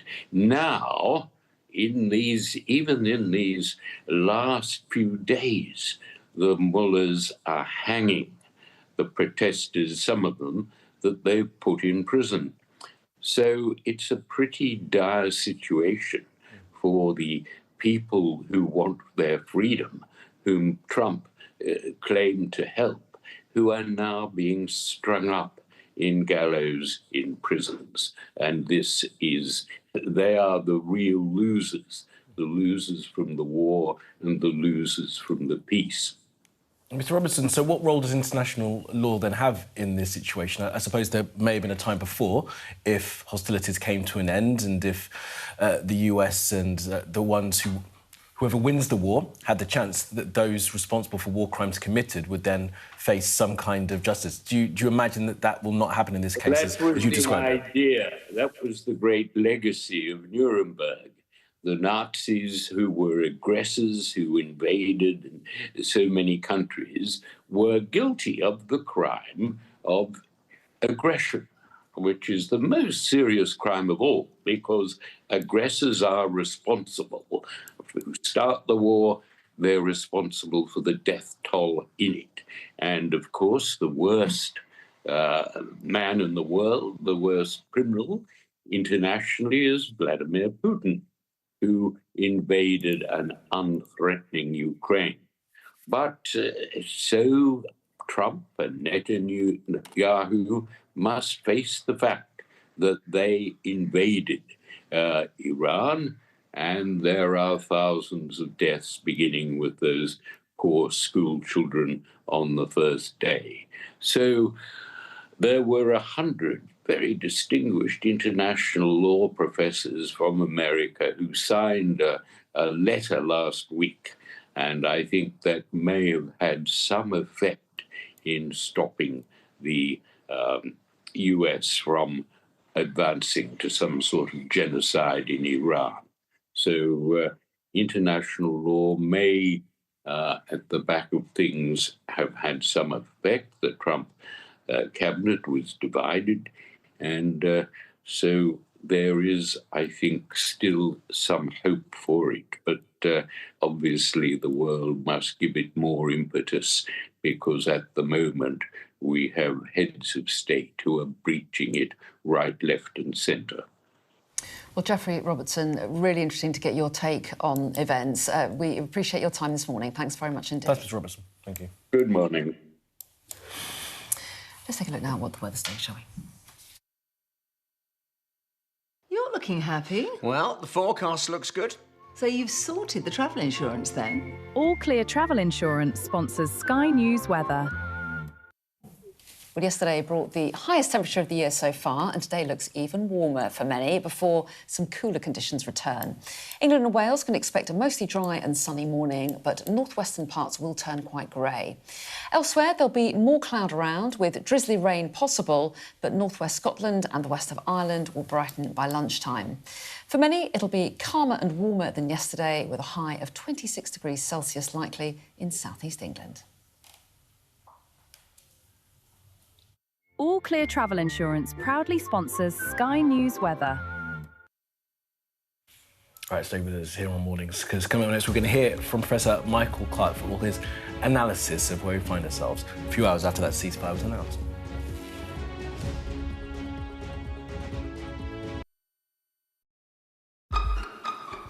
We've got your Sunday mornings covered.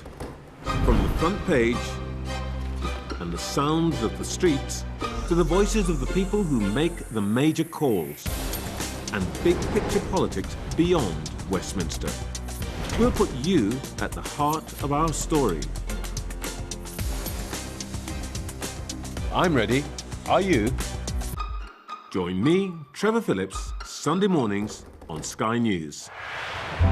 Big stories don't always come from big cities. I'm Lisa Dowd and I'm Sky's Midlands correspondent. You are not getting in this elevator, okay? The judge made it very clear that she could see no justifiable reason why Sakulas wasn't here facing British justice. I promised I would get him justice. Free, wherever you get your news. This is what they're up against, that the wind is the really big problem. It is back-breaking work and the smoke is thick.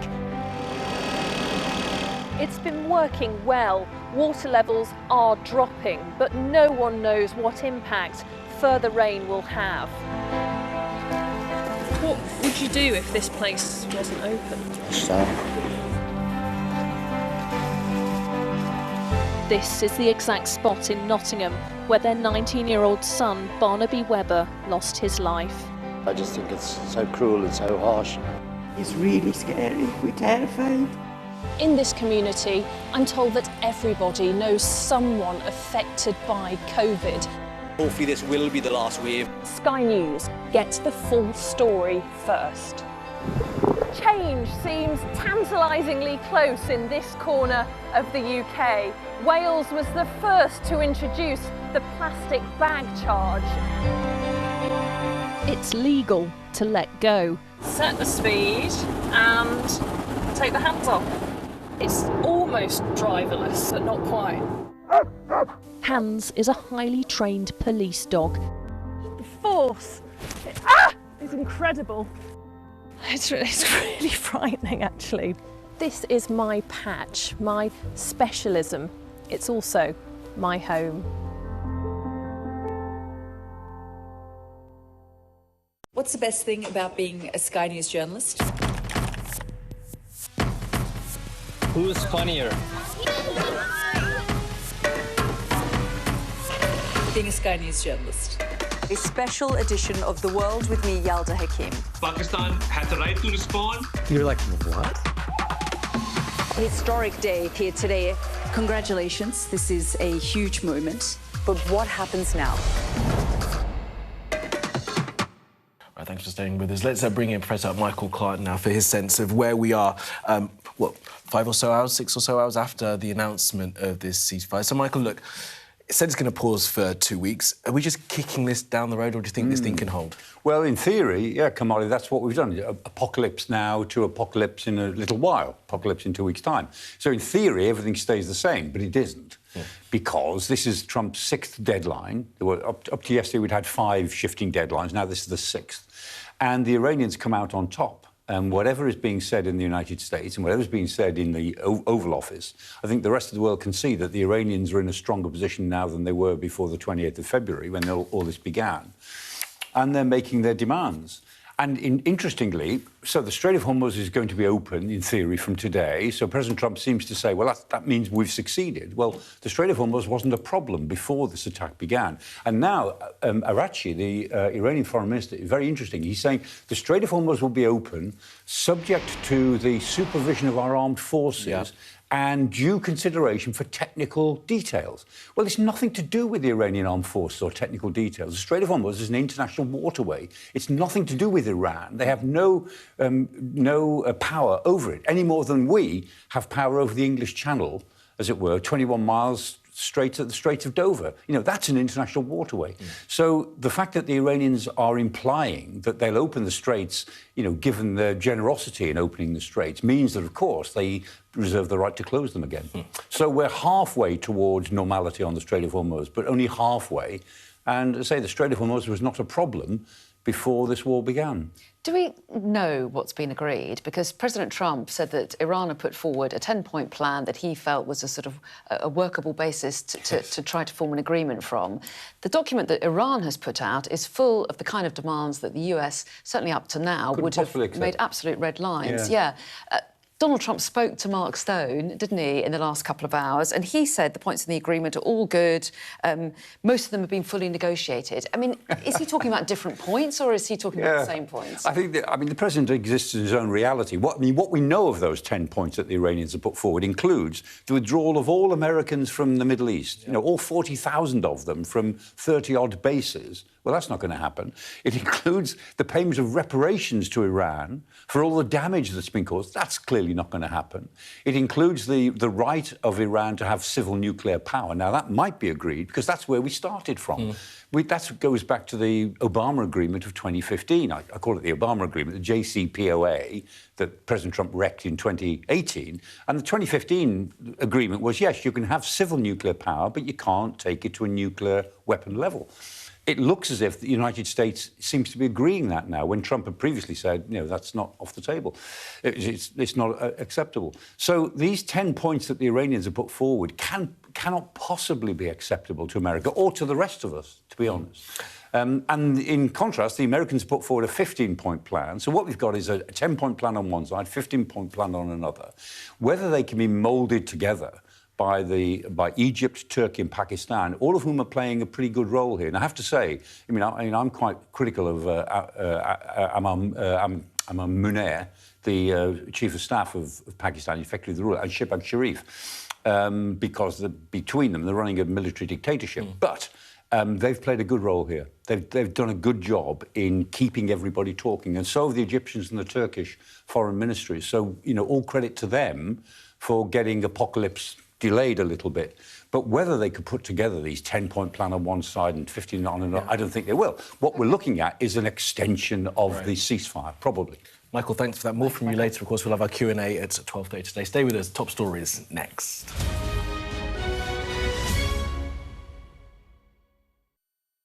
The best thing about being a Sky News journalist?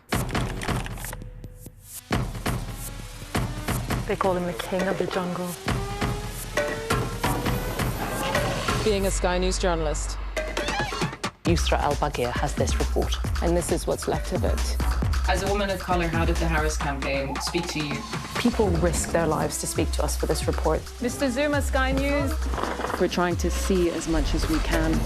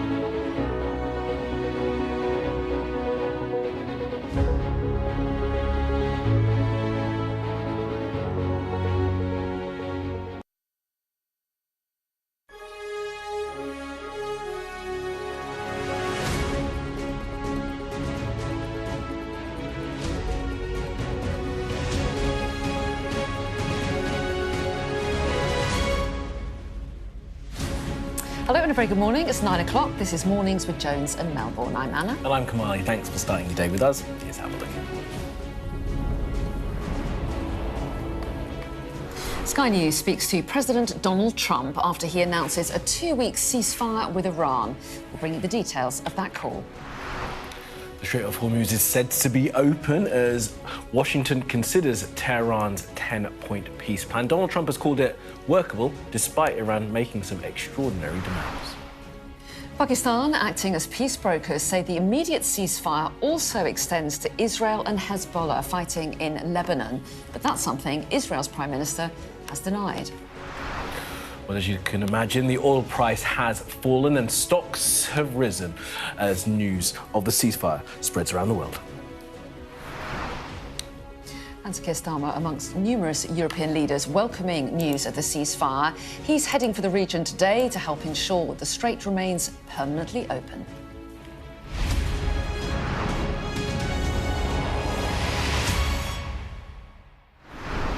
Hello, very good morning. Thanks for joining us here today. So, the Strait of Hormuz is open for the first time in weeks after the announcement of a 2-week ceasefire between the US, Iran and their allies.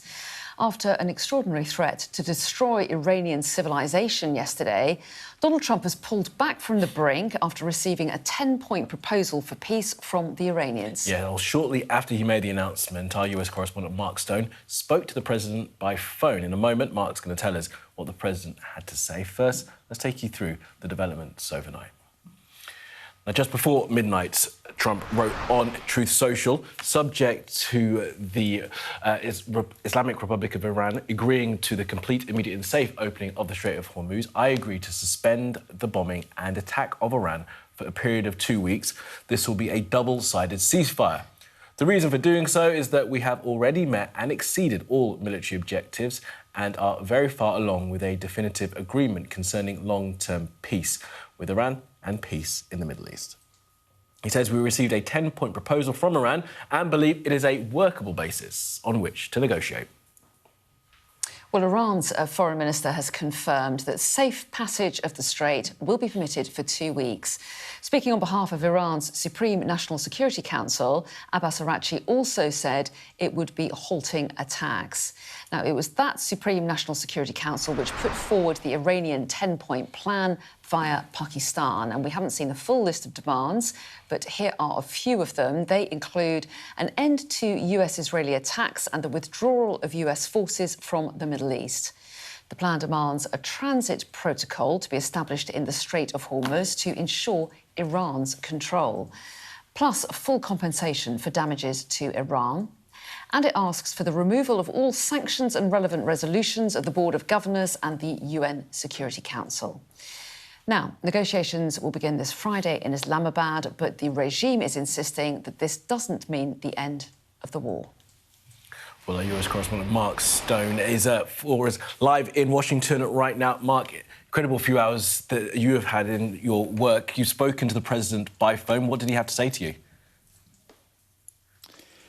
Yes, I think the first thing to say is that he seems to be disputing the plan, the 10-point plan that you outlined there. And I think this gets to the very heart of it, because if as many are arguing, Donald Trump has capitulated and is effectively giving in to these maximalist demands, and they are maximalist demands. I mean, you outlined them there.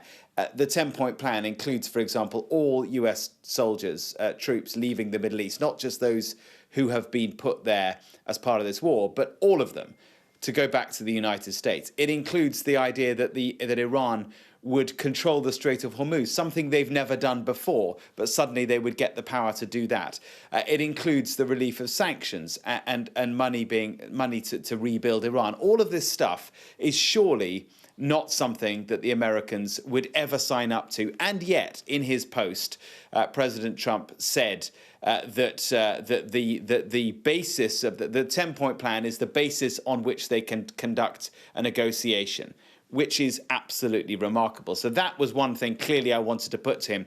But the president is, it's pretty unusual to be able to have a number and to call a world leader, let alone the American president, it's kind of a strange art, if you like. You don't want to go in there hard with a hard question initially, because you could just hang up. So I went in first and said to him, look, how are you feeling about this? This ceasefire you appear to have secured? And he said, very good, very happy about it. He went on to say, we've secured a complete victory from the military standpoint and from every other standpoint. I then wanted to ask him, look, what about this 10-point plan? Because surely this is not something you can sign up to as the United States. And this is where it was very interesting, because he said, you haven't seen the 10 points. I have seen them. I can't talk about it, but I've seen them, and they are all good points. He went on to say that many of them are already negotiated. So is he talking about some new 10-point plan that the Iranians are privately showing him but not publishing publicly? Because remember, overnight the Iranians have published this plan. It is the 10 points. It's the maximalist stuff that the Americans could never agree to. So I think that was very interesting. But of course, as ever with President Trump, he was controlling the call, and he said very quickly at that point, about a minute and a half into our conversation, but look, Mark, I've got to go now. Thanks very much. And that was the end of the call. So a hint, certainly, of what might be going on behind the scenes, but certainly a very different position publicly, what we're seeing from the Iranians on one side and the Americans, and then this idea that that there could perhaps be two different 10-point plans, or at least Trump is perhaps misrepresenting it or maybe misunderstanding it. Who knows?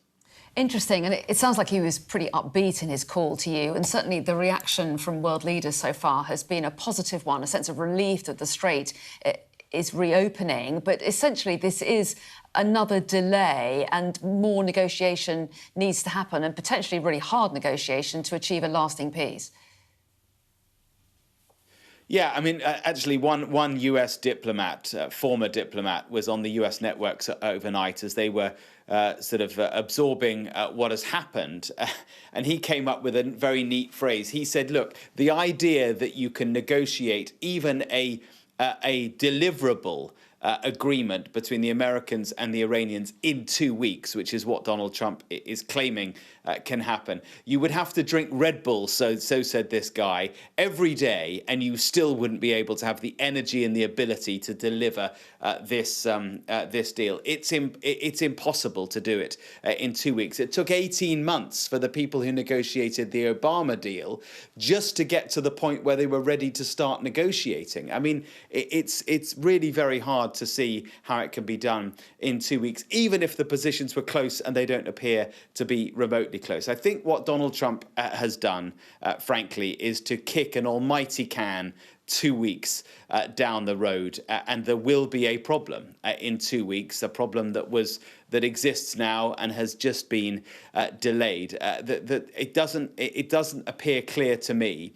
that the two sides are remotely close. But it is really important to say that in the short term, it is the case, with the exception of Israel and Lebanon, and that's a big, big humanitarian challenge. With that exception, it is the case that the Americans are not currently bombing in Iran. That is a positive development. The Iranians appear to have stopped firing missiles out of Iran. That is a positive development. And just maybe the Strait of Hormuz is going to open up, which for all of us, for energy prices globally, is clearly a very positive development. Absolutely is right. Mark, appreciate the analysis then and all morning. Thank you so much for that. And as you can see on the side of your screens now, the Trump 100 podcast is out, or will be out very soon. It's a bumper two-part edition. I'm sure Mark and the rest of the team will have all the analysis that you need to know about what's been an incredible past few hours. Thanks, Mark.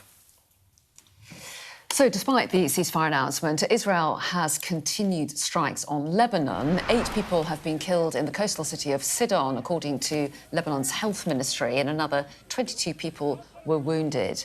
Well, Israel's Prime Minister has said the ceasefire does not extend to Hezbollah in Lebanon. So let's bring in our international correspondent, Diana Magnay, who is in Jerusalem. And Diana, what is the situation? Because Pakistan, who helped broker this ceasefire, said that it would cover all areas. Israel says, though, that it doesn't cover its operation against Hezbollah in Lebanon. So what more are they saying?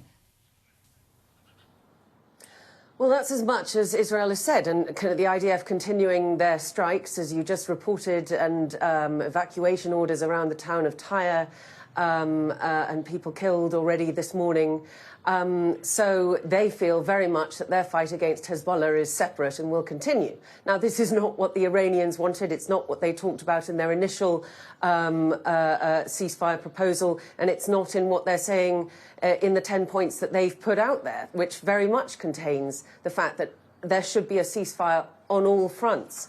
But I think as far as Israel is concerned, they've put out a statement from the Prime Minister's office saying, yes, we support the 2-week ceasefire. We support Donald Trump's efforts to negotiate an end to the missile, nuclear and terror threat coming from Iran.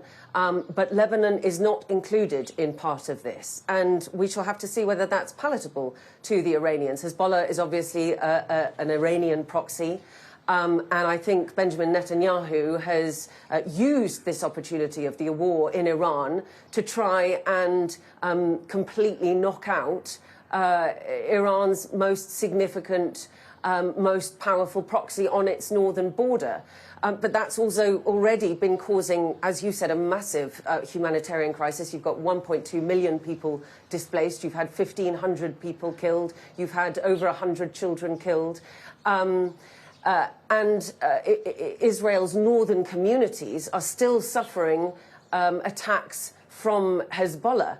And Israel is trying to make sure that they don't have an evacuation from the north, as they did for many, many months after October the 7th, when Hezbollah started striking then.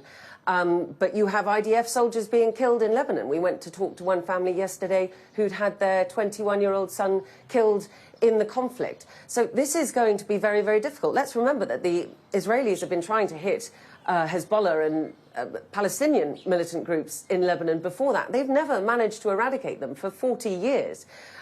So I don't really see Benjamin Netanyahu stopping now. And I also feel that, you know, there is a real concern that, yes, the guns are silent for now, but if he feels that his goals aren't met, which they certainly haven't been, this idea that he will mow the lawn again in Iran, i.e. continue to try and degrade their missile capabilities as and when he sees an opportunity, will continue. I think it's important to say that Hezbollah, for now, has paused fire in the north. I haven't seen any alerts on my phone of sirens up in the northern communities, but we are expecting a statement from them. And I think, given the IDF activity in southern Lebanon, you can be pretty sure that they will resume their bombing of the north and against IDF troops in the south of Lebanon too. All right, Diana, for now, in Jerusalem, thank you so much for that. I guess the question will be whether or not what is happening between Israel and Hezbollah derails what is in place currently between the US and Iran. Of course, those talks in Islamabad are getting underway on Friday to try and keep this ceasefire going. Absolutely. And now, in the meantime, we've been keeping a close eye on the Strait of Hormuz, which obviously, as part of the ceasefire deal, is to open up. And we're getting some reaction from various shipping companies. We heard from Maersk, the Danish shipping company, a little bit earlier on. Hapag-Lloyd's CEO has also been talking. They're a global container shipping company as well. And they have talked about the situation in the Middle East, they say, is severely disrupting shipping and supply chains. They said hopefully the Strait of Hormuz will reopen. The CEO also went on to say that about 1,000 of their ships are still stuck in the... 1,000 ships are still stuck in the region, 6 of which are from this company, Hapag-Lloyd. So a number of concerns still around this. They also talked about the extra costs per week due to this crisis. Hapag-Lloyd CEO saying that they are at $50 million to $60 million and that they have to pass some of that on to their customers. So they are watching and seeing about whether or not this strait will fully reopen for their shipping. Yeah, 6 of their ships, 1,000 ships in total. I think it's been reported there's some close to 20,000 mariners who are stuck there on those ships, been unable to pass through. Looking here at the marine tracker, the Strait of Hormuz, as to whether or not ships have begun to pass through, we've been paying attention to this for the past few hours. We've seen a couple of ships pass through, a handful, I probably can describe it as, have been able to transit that. Not clear how many of those are flags to people that the Iranians would see as hostile. Of course, Iranian ships have been passing through, their allies' ships have been able to pass through for this 5 weeks of war. but you can see just a huge number of ships there on the left of your screen that are unable to transit through because of security fears, despite now in the past few hours the announcement being that that strait is open. Well, let's just tell you about the situation in Iran. As news of the ceasefire broke, supporters of the regime in Tehran took to the streets, burning Israeli and American flags and chanting "Death to America" and "Death to Israel." Some hardliners at the demonstration pledged the war would continue, claiming they couldn't trust the US in peace talks. Let's bring in Sally Lockwood, joining us once again from the UAE. Sally, great to have you with us all morning. So, look, what is the sense there in the UAE after the pausing, seemingly, the ceasefire coming into place? Good morning to you both. It's immense relief here, Kamali. It's hard to overstate just how concerned, how scared people were here in this region last night. I received so many messages from people on social media who've been following our coverage across the Gulf saying, I'm really scared tonight, discussing how their colleagues were feeling, precautions they were taking for their family members overnight. One person told me they'd been making phone calls to relatives back home in the UK because they feared that something really terrible was going to happen last night. Other residents from Germany and the Netherlands contacted me to say that they'd received emails from their embassies warning them, if you don't need to be in the country, then leave. And that was UAE residents. So certainly, I think it was an extremely concerning night. People here went to bed reading threats of annihilation from the US president, only to wake this morning to declaration that this is a great day for world peace. So I think, immense relief, but it's also clear that this is extremely fragile because after that ceasefire was announced, there were incoming missiles here in the UAE overnight. Around 3:30 this morning, emergency alerts on our mobile phones for incoming missiles. And it was the same situation across the Gulf. All Gulf states reported incoming fire overnight. And there was another incident at the Habshan gas facility in Abu Dhabi. Officials reporting another fire there, a second fire in as many days at that key energy facility in Abu Dhabi. So it's fair to say this still is a tense situation and extremely fragile, but certainly welcome de-escalation this morning, that's for sure. And I think it's safe to say that the situation in the Strait of Hormuz will remain extremely fragile as well. Very welcome news that it seems commercial shipping is now beginning to move there following this ceasefire announcement. Very welcome news for oil markets, for people around the world, but especially for some of the most vulnerable countries who were already feeling the very, very real impact of the effective closure of the Strait of Hormuz. I mean, we heard countries like the Philippines, Indonesia, cutting back on school food programs because of the cost of fuel and food. So very welcome news, especially for some of the most vulnerable. But I think if you look at the detail here, I spoke to a security source who's based in this region and specialises in international shipping. And he said to me this morning, this is a face-saving exercise to an extent for America to call the Strait of Hormuz now open, but because it's still effectively being controlled by Iran. The safe passage, we understand, will still be controlled by the Iranian military, and vessels are still going to be paying these tolls, which are eye-watering sums, up to $2 million reportedly. And Iran is now effectively trying to legitimise this control of commercial shipping in the Strait of Hormuz by saying that this is happening in coordination with Oman. And interestingly, this is not something that happened before the war. Under international law, Iran has no basis for charging these tolls for the safe passage of vessels. So the fact that they are still allowed to do so following this ceasefire will be seen as a huge victory for Iran. We'll have to see what comes from these talks, which are due to begin in Islamabad on Friday. But, it's predictable that both sides are rushing to declare this as some sort of victory. But I think what people are most focused on in this region is that we may now see some sort of respite, some sort of de-escalation. That is welcomed by everybody in this region, perhaps except for Benjamin Netanyahu, who will have had no choice but to accept this ceasefire. Sally, thanks very much indeed. Thank you for that. And coming up in just a moment, we're going to get more UK reaction. We're going to be talking to the Conservatives and James Cleverly, the Shadow Housing Secretary, but also former Foreign Secretary, of course.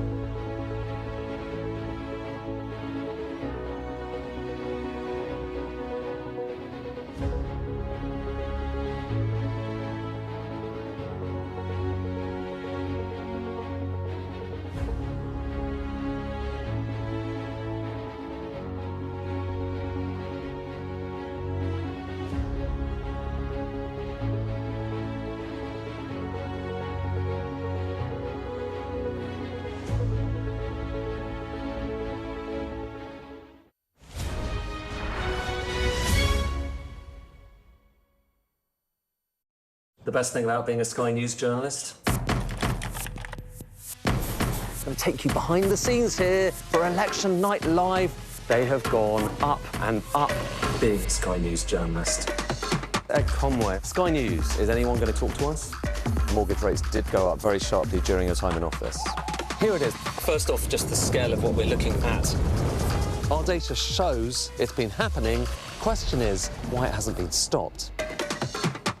What's the best thing about being a Sky News presenter?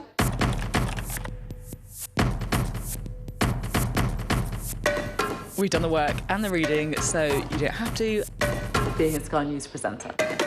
Hello and welcome, Westminster, the heart of British politics.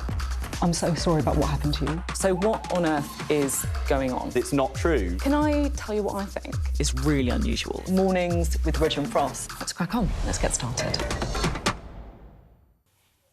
Well, thanks for staying with us. Now, the Prime Minister, we are told, is on his way to the Gulf today to meet allies in the region. He's going to have discussions about efforts to make sure that the Strait of Hormuz remains open permanently. He issued a statement in the past few hours after the news of the ceasefire was announced, saying, "I welcome the ceasefire agreement, which will bring a moment of relief to the region and the world."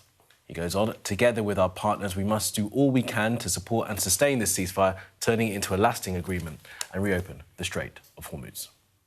Well, let's get the thoughts now of the Conservatives. Joining us now is Shadow Housing Secretary James Cleverly, also former Foreign Secretary, of course. A very good morning to you. Thanks so much for coming in. What is your reaction to this two-week ceasefire that's been announced overnight and the agreement to reopen the Strait of Hormuz? Are you relieved? Well, the ceasefire is good news. It is temporary, and it's now incumbent upon everybody to make the most of the time that is now available. And Iran does need to change its behaviour. This conflict, this US-Israeli attack on Iran happened for a reason. And it's been a long-standing British foreign policy priority to prevent Iran from acquiring a nuclear weapon, to prevent them remaining a state sponsor of international terrorism. And these are some of the things which need to happen for a sustainable peace.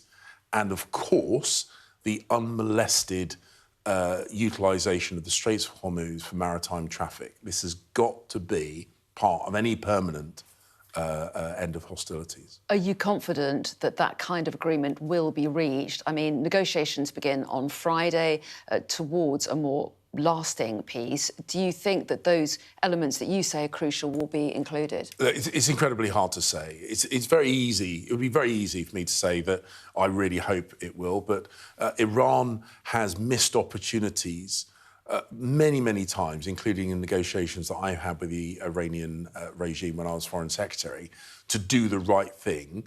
And so I don't want to be pessimistic. I want these negotiations to succeed. But Iran does have a track record of missing opportunities. And I fear that this could be another one of those examples. We've learnt that the Prime Minister is travelling to the region today. He said that he's having further talks on practical efforts to make sure that the Strait of Hormuz is opened up properly and stays open, also to visit troops and thank them. Are you pleased to hear that this visit is going ahead? I mean, frankly, I can't see the point. I have no idea what he actually hopes to achieve.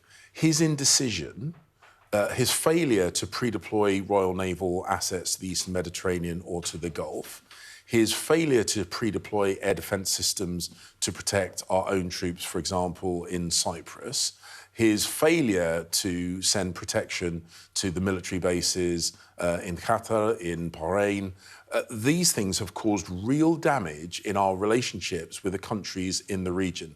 Now that a ceasefire has been announced, he's gone scuttling off to the Middle East in a desperate attempt to appear relevant. Frankly, the damage is done. He has cost the UK a lot of standing on the international stage. And frankly, without a commitment of naval assets, minesweepers, which the Labour government removed from the region, without those, I can't credibly see what he brings to the table. You criticise his approach to the war, and yet Is it not the case that public opinion is mostly on his side, his agreement to stay out of any offensive strikes on Iran and only commit to allowing UK bases to be used by the US for defensive strikes? Isn't that something that the public back? Well, the fact is, his initial position was that the US could not use their aircraft from British bases at all. He then changed his position on that. He makes a distinction between offensive and defensive, and he says that his approach hasn't altered since the start. Well, he would say that, wouldn't he? But the fact is, he U-turns all the time. He's got a reputation... How is that a U-turn, making a distinction? Look, because he did that post hoc. His initial position was the US could not use the US could not use their own planes from British bases. He then changed that position, say they could, but only under certain circumstances. He keeps moving. He keeps changing his position. He keeps U-turning. The one consistent thing about Keir Starmer is that he U-turns and changes position. We've seen that domestically, we're seeing that internationally. He is burning through his own credibility. And the frustrating thing for those of us who really care about the UK standing in the world is his flip-flopping and U-turning is not just burning through his credibility, it is burning through our credibility as well. Some would say that Kemi Badenoch has altered her view as well. Initially, she said that the government wasn't doing enough. They were catching arrows rather than stopping the Archer. She later said that she wouldn't have joined the initial strike. Some would say those two statements are at odds with each other. No, we'd never said that we should engage in the strikes. What Kemi had said... Well, how do you stop the Archer without engaging? What Kemi has said right from the start is that the Americans should have been given permission to fly their aircraft from our bases, and that because, and again, with Keir Starmer creating this completely artificial distinction between offensive and defensive actions, the Americans wanted to strike the missile launch sites from British bases. And Keir Starmer has refused to let them do so. And yet we are now trying to intercept incoming missiles mid-air. And the point that Kemi was making is the US should always have been allowed to use their military aircraft from UK bases to prevent those missiles being launched at the UK's friends, our allies and our assets. That has been her position throughout this, and it has remained unchanged. Keir Starmer is the one who's chopped and changed through this. I just want to get your view on how the US president has handled it this week. I mean, leading up to this deadline, he issued a number of threats towards Iran to agree to a deal, or he would bomb Iran's bridges and power stations. He also said yesterday that a whole civilization will die, never to be brought back again, if that deadline wasn't met. What do you make of that kind of rhetoric? So this is not language that we would use, and I don't think that is appropriate language, even in a situation like this. But look, we know that President Trump uses, incredibly ostentatious, hyperbolic language. We recognise that. It's not the position that a Conservative leader, whether it be Kemi or a Foreign Secretary, would take. Now, we've got to deal with the president's way of doing international relations, even if it's different to ours. The broad point is that the Keir Starmer's position towards the President of the United States, again, like everything else, has been inconsistent, and this has caused real damage. So I'm absolutely not defending the President's language, but what I am saying is that the Prime Minister's handling of the President has been amateurish. OK, well, James Cleverly, we are out of time, but we appreciate you stopping by. Thanks very much indeed for talking to us this morning. Thank you. Do stay with us. We've got lots more coming up. We're going to be analysing the Strait of Hormuz and how difficult a decision it is for shipping companies to decide when to send their ships through it. More on that after the break.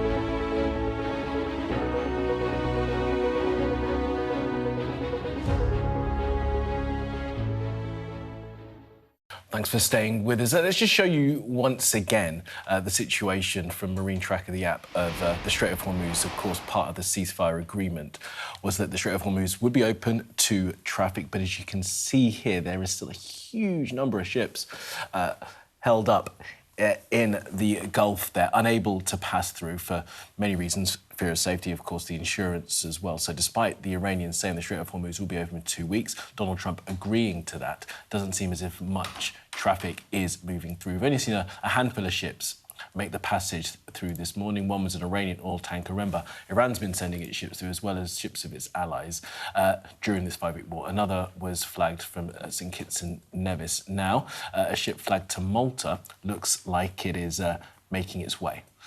All right, let's bring in Michelle Visa Botman, a senior maritime analyst at Windward. Thanks very much for being with us. What do you make of the news that we've had this ceasefire, the Strait is open, but the ships are still sitting there? Are we expecting movement soon? Well, I think it's unclear at this stage whether freedom of navigation has really returned. And obviously, ship owners will need guarantees on the safety of their seafarers. They'll need to get marine insurance in place. Additional premiums, war risk premiums are very high.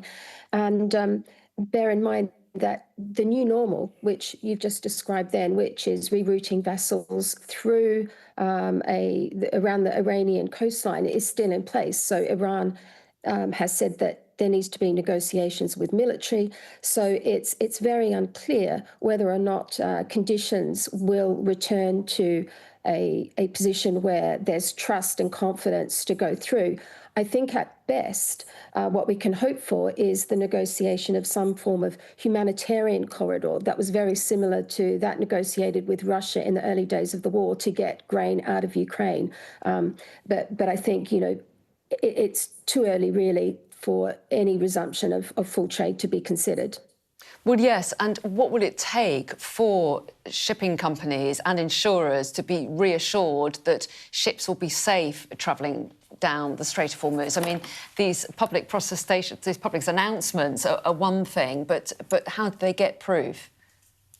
Well, I think it takes time and rising confidence, and remembering, of course, that it's going to take weeks, not days, to get oil and gas and ships out of the strait, and then it's going to take months, not weeks, to have oil trade come back to normal. There's just not going to be a rush of ships exiting, and especially when there's no certainty about whether or not traffic will return to that international corridor that was in place before the war.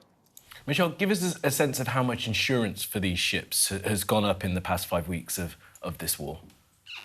Well, so vessels get charged an additional premium or war risk premium in order to go into these areas, and it's usually a percentage of the vessel's value. So before the war, it was less than 1%, but rates have been quoted from 1% to as high as 5%, I've heard, in order to meet the cost of going through. So obviously, that's why you won't see a high-value ship go through the strait without making sure that they've got everything in place, and that's probably why it will take a lot before you will see, very large container ships or very large oil ships or gas carriers make that move to go through during the ceasefire. And there are a huge number of ships that are currently stuck in the strait, aren't there? I mean, how much of a priority will it be to get them moving as soon as possible? Well, I think it all depends on the diplomatic negotiations that are going on between various countries' governments. We know that China, Pakistan, India, Japan, some of those countries have been able to make successful transits of a small number of ships in the past few weeks. I think in coming days, we will watch the nationality of the flags, the ownership, and that will sort of tell us about where confidence lies. And the ships are stuck there. Do we have an accurate or an approximation, at least, Michelle, of how many people are actually stuck on those ships, and what kind of condition have they been in for this amount of time? Well, yes, that's often forgotten. The International Maritime Organization, the United Nations agency that regulates shipping, has estimated there are about 20,000 seafarers stuck there. And of course, some of them have been there for like 5+ weeks. So there's supply, issues about supply, their contracts are running out. And also just the absolute stress of being in the middle of a war zone, knowing that at least 25 ships have been attacked or struck by missiles or drone or debris, and at least 10 seafarers that I know of have been killed. So, you know, the fear of being away from your loved ones and being stuck in a war not of your own making, I think, is a very real issue for those 20,000 people. And Michelle, are you confident that at some stage the Strait of Hormuz will be back to being fully open for shipping to pass through freely? Or do you think there's a reasonable chance that things will never go back to how it was before? Oh, that's a real tough one. At the moment, Iran is clearly stating that you must negotiate with the military in order to have a safe transit. And I think, you know, also, they have taken the Houthi playbook in the Red Sea and put it on steroids. And part of the reason that transits remain so low in the Red Sea, going from Asia to Europe, is the fear of an attack, not necessarily any attack. So I think, again, it's going to be months before ship owners will have confidence to return to the area and for safe and freedom of navigation to return. OK, Michelle Wiese-Brockman, I really do appreciate your analysis this morning. It's great to get detailed information on exactly what's going on. Thanks for being with us, Michelle. Yeah, thank you, Michelle. Thank you. Yeah, so interesting. So it could be some time before people feel confident enough to send their ships down. And perhaps rightly so as well, because they can't be certain that it's going to hold. And just because the ceasefire has been announced, said by those in Tehran who can say who is on the coastline that may not be paying attention to that instruction coming from the top. Indeed. Now, we've heard plenty of reaction this morning to the ceasefire news from world leaders, including the Spanish Prime Minister Pedro Sanchez, who wrote this on X: ceasefires are always good news, especially if they lead to a just and lasting peace. But this momentary relief can't make us forget the chaos, the destruction and the lives lost. He goes on, the government of Spain will not applaud those who set the world on fire just because they show up with a bucket. And of course, Pedro Sanchez, no friend of Donald Trump, a huge falling out because of Sanchez's condemnation of the beginning of this war by Trump 5 weeks ago. Now, the EU and Germany have also welcomed the agreement. France has too, but their President Macron said the situation in Lebanon, which we have been discussing, remains critical and that it must be included within the agreement.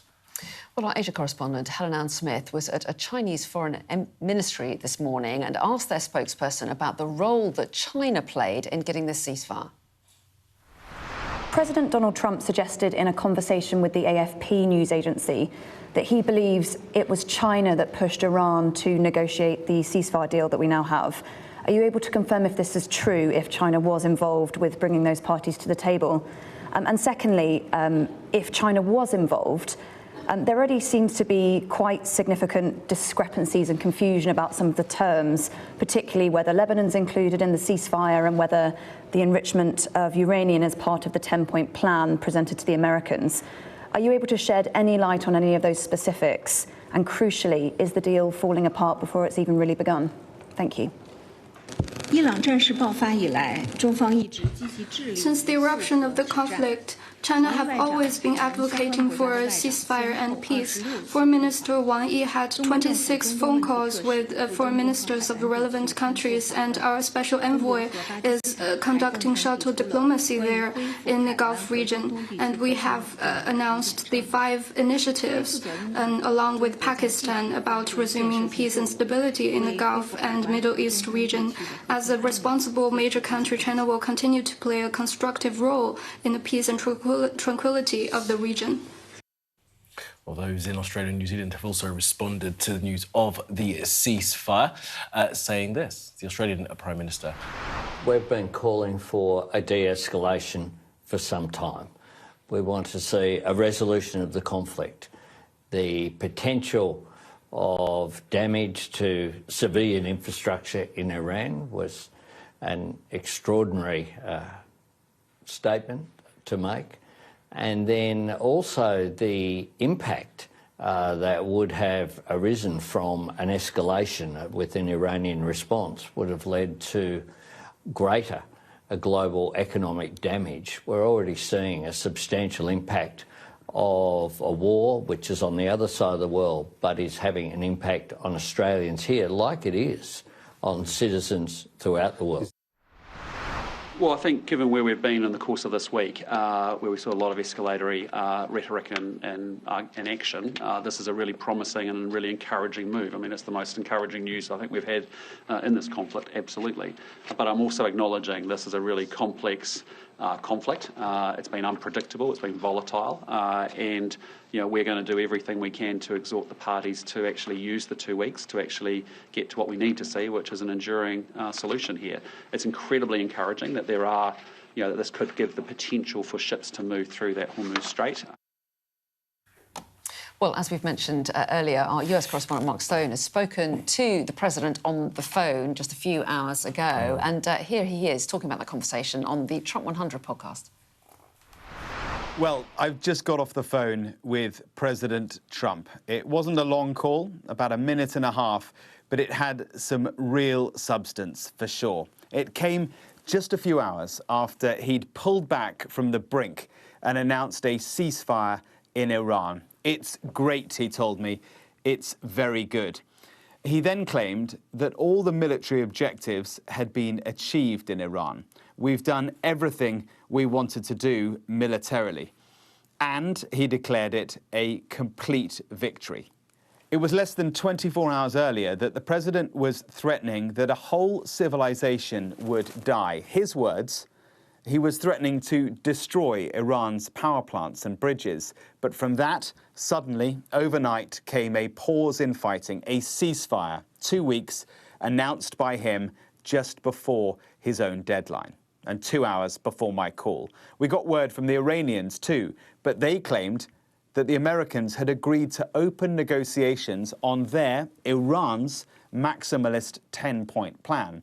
That, importantly, includes Iran taking operational control of the Strait of Hormuz, the removal of all sanctions, and all American troops leaving the Middle East. All wildly undeliverable demands, but all here in a statement released by the Iranian Supreme National Security Council and circulated by Iranian state media. And yet President Trump had said in his post, before I spoke to him, we received a 10-point proposal from Iran and believe it is a workable basis on which to negotiate. So, on the phone, I put it to the president that surely these were not actually workable proposals that America could agree on. He said, "You don't know what the points are. I know what they are." Intriguingly, he added that many of the points were very good and that most of them had been fully negotiated. And so he's disputing the Iranian position here, suggesting that negotiations are well developed already and that they're not the maximalist demands Iran is claiming. He warned too that if it isn't good, we'll go right back to it very easily. He didn't hang on for long. "I have to get off now, Mark," he said. And don't forget, you can listen to Trump 100 wherever you get your podcast from. Really worth it. I think they've got a bumper They have two issue. parts. That's great Yeah, stuff. so do catch that if you can. Right now, though, let's see what the weather's doing. I hope we haven't forgotten anything. Travel insurance, I tick that box. Yeah, but remember what you forgot last year. All Clear Travel Insurance sponsors Sky News weather. Well, yesterday brought the highest temperature of the year so far, and today looks even warmer for many before cooling conditions return. England and Wales can expect a mostly dry and sunny morning, but northwestern parts will turn quite grey. Elsewhere, there'll be more cloud around with drizzly rain possible, but northwest Scotland and the west of Ireland will brighten by lunchtime. For many, it'll be calmer and warmer than yesterday, with a high of 26 degrees Celsius likely in southeast England.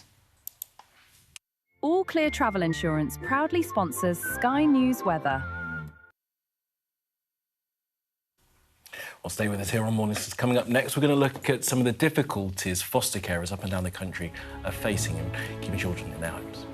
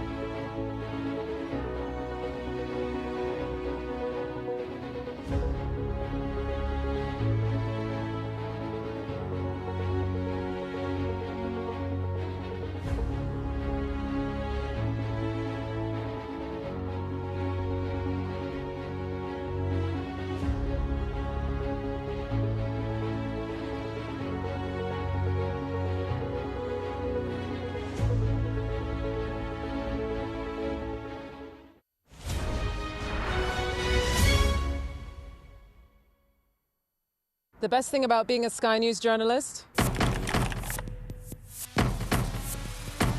They call him the king of the jungle. Being a Sky News journalist. Yusra Al-Baghir has this report, and this is what's left of it. As a woman of colour, how did the Harris campaign speak to you? People risk their lives to speak to us for this report. Mr. Zuma, Sky News. We're trying to see as much as we can. Now, hundreds of foster carers have told Sky News they're being pushed out of the system by the way allegations of abuse against them are being handled. As the government plans to spend £88 million to recruit 10,000 new carers, questions are growing about whether the system can cope. Our People and Politics correspondent Nick Martin has met one family whose lives were turned upside down after taking in a child. I felt as though we were seen as monsters. All I could say was, we haven't hurt him. We haven't hurt him. After a hospital visit, Amelie and Rob were accused of abusing their foster child, Charlie. The consultant came in and said he's broken his femur and explained that the thigh bone is the strongest bone in the human body. And I burst into tears. There was 2 social workers there and they said, we'd like you to leave. And I just said, goodbye, little buddy, as he slept on the bed. I never saw him again. What I hadn't expected is that we were going to be arrested for GBH to a toddler. Foster carers look after the most vulnerable children in society, but hundreds of foster carers have told me how they've faced intimidation and even bullying at the hands of local councils and social workers, and that when allegations are made against them, the consequences can be devastating. The social workers do not respect us. They treat us like we're idiots. We are in the trenches, clinging on by our fingernails. If I didn't have a child in placement, I would resign tomorrow. I became a scapegoat for a broken system. That's what you become whenever you become a foster carer. Like somewhere along the line, you become the scapegoat for everybody else's issues, for everybody else's problems. After being arrested, Amelie and Rob were worried about what would happen to their 2 sons. You're locked in a cell, nothing in there, your adrenaline, panic. What's going to happen with my children? The social worker, she told me, sign your kids into care or we'll take them into care. We were told that we were going to be allowed to see them twice a week for 90 minutes at a contact centre. It was just a living nightmare. So in the space of a little over 24 hours, you've gone from bath time to losing your children. Yeah. Absolutely unbelievable. Official figures show that of the thousands of allegations that are made towards foster carers each year, just over half are dropped. The vast majority of children that are in foster care receive good and safe care. Have we got a problem with the investigation system when an allegation is made against foster carers? I think if you're looking around, our child protection system and investigation processes are actually of a really good standard. Notwithstanding, there may be occasions where we don't get it right, but what has to remain central to that is the safety and well-being of children who are vulnerable. A third of foster carers go on to quit fostering altogether. Now, this is really bad news for the government's ambition to recruit 10,000 new foster carers and spend £88 million doing it. The government says it's consulting on reforms to make the allegations system fairer and more transparent. We're good, innocent people locked up in cells. It's terrifying. We just had to get out of there and fight like we'd never fought before. And that's what we had to do.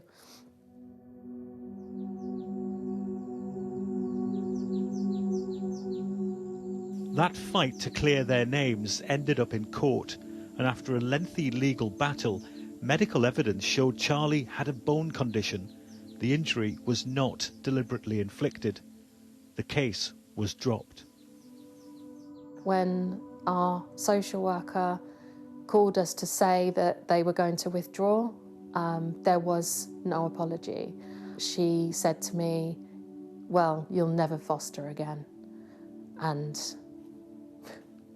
we're innocent people, but that's how she left it. I really wanted to be a foster carer. I really felt like the pieces of my journey in life had come together and I'd found my place. And it ended really abruptly in the most awful way, and I've lost that now.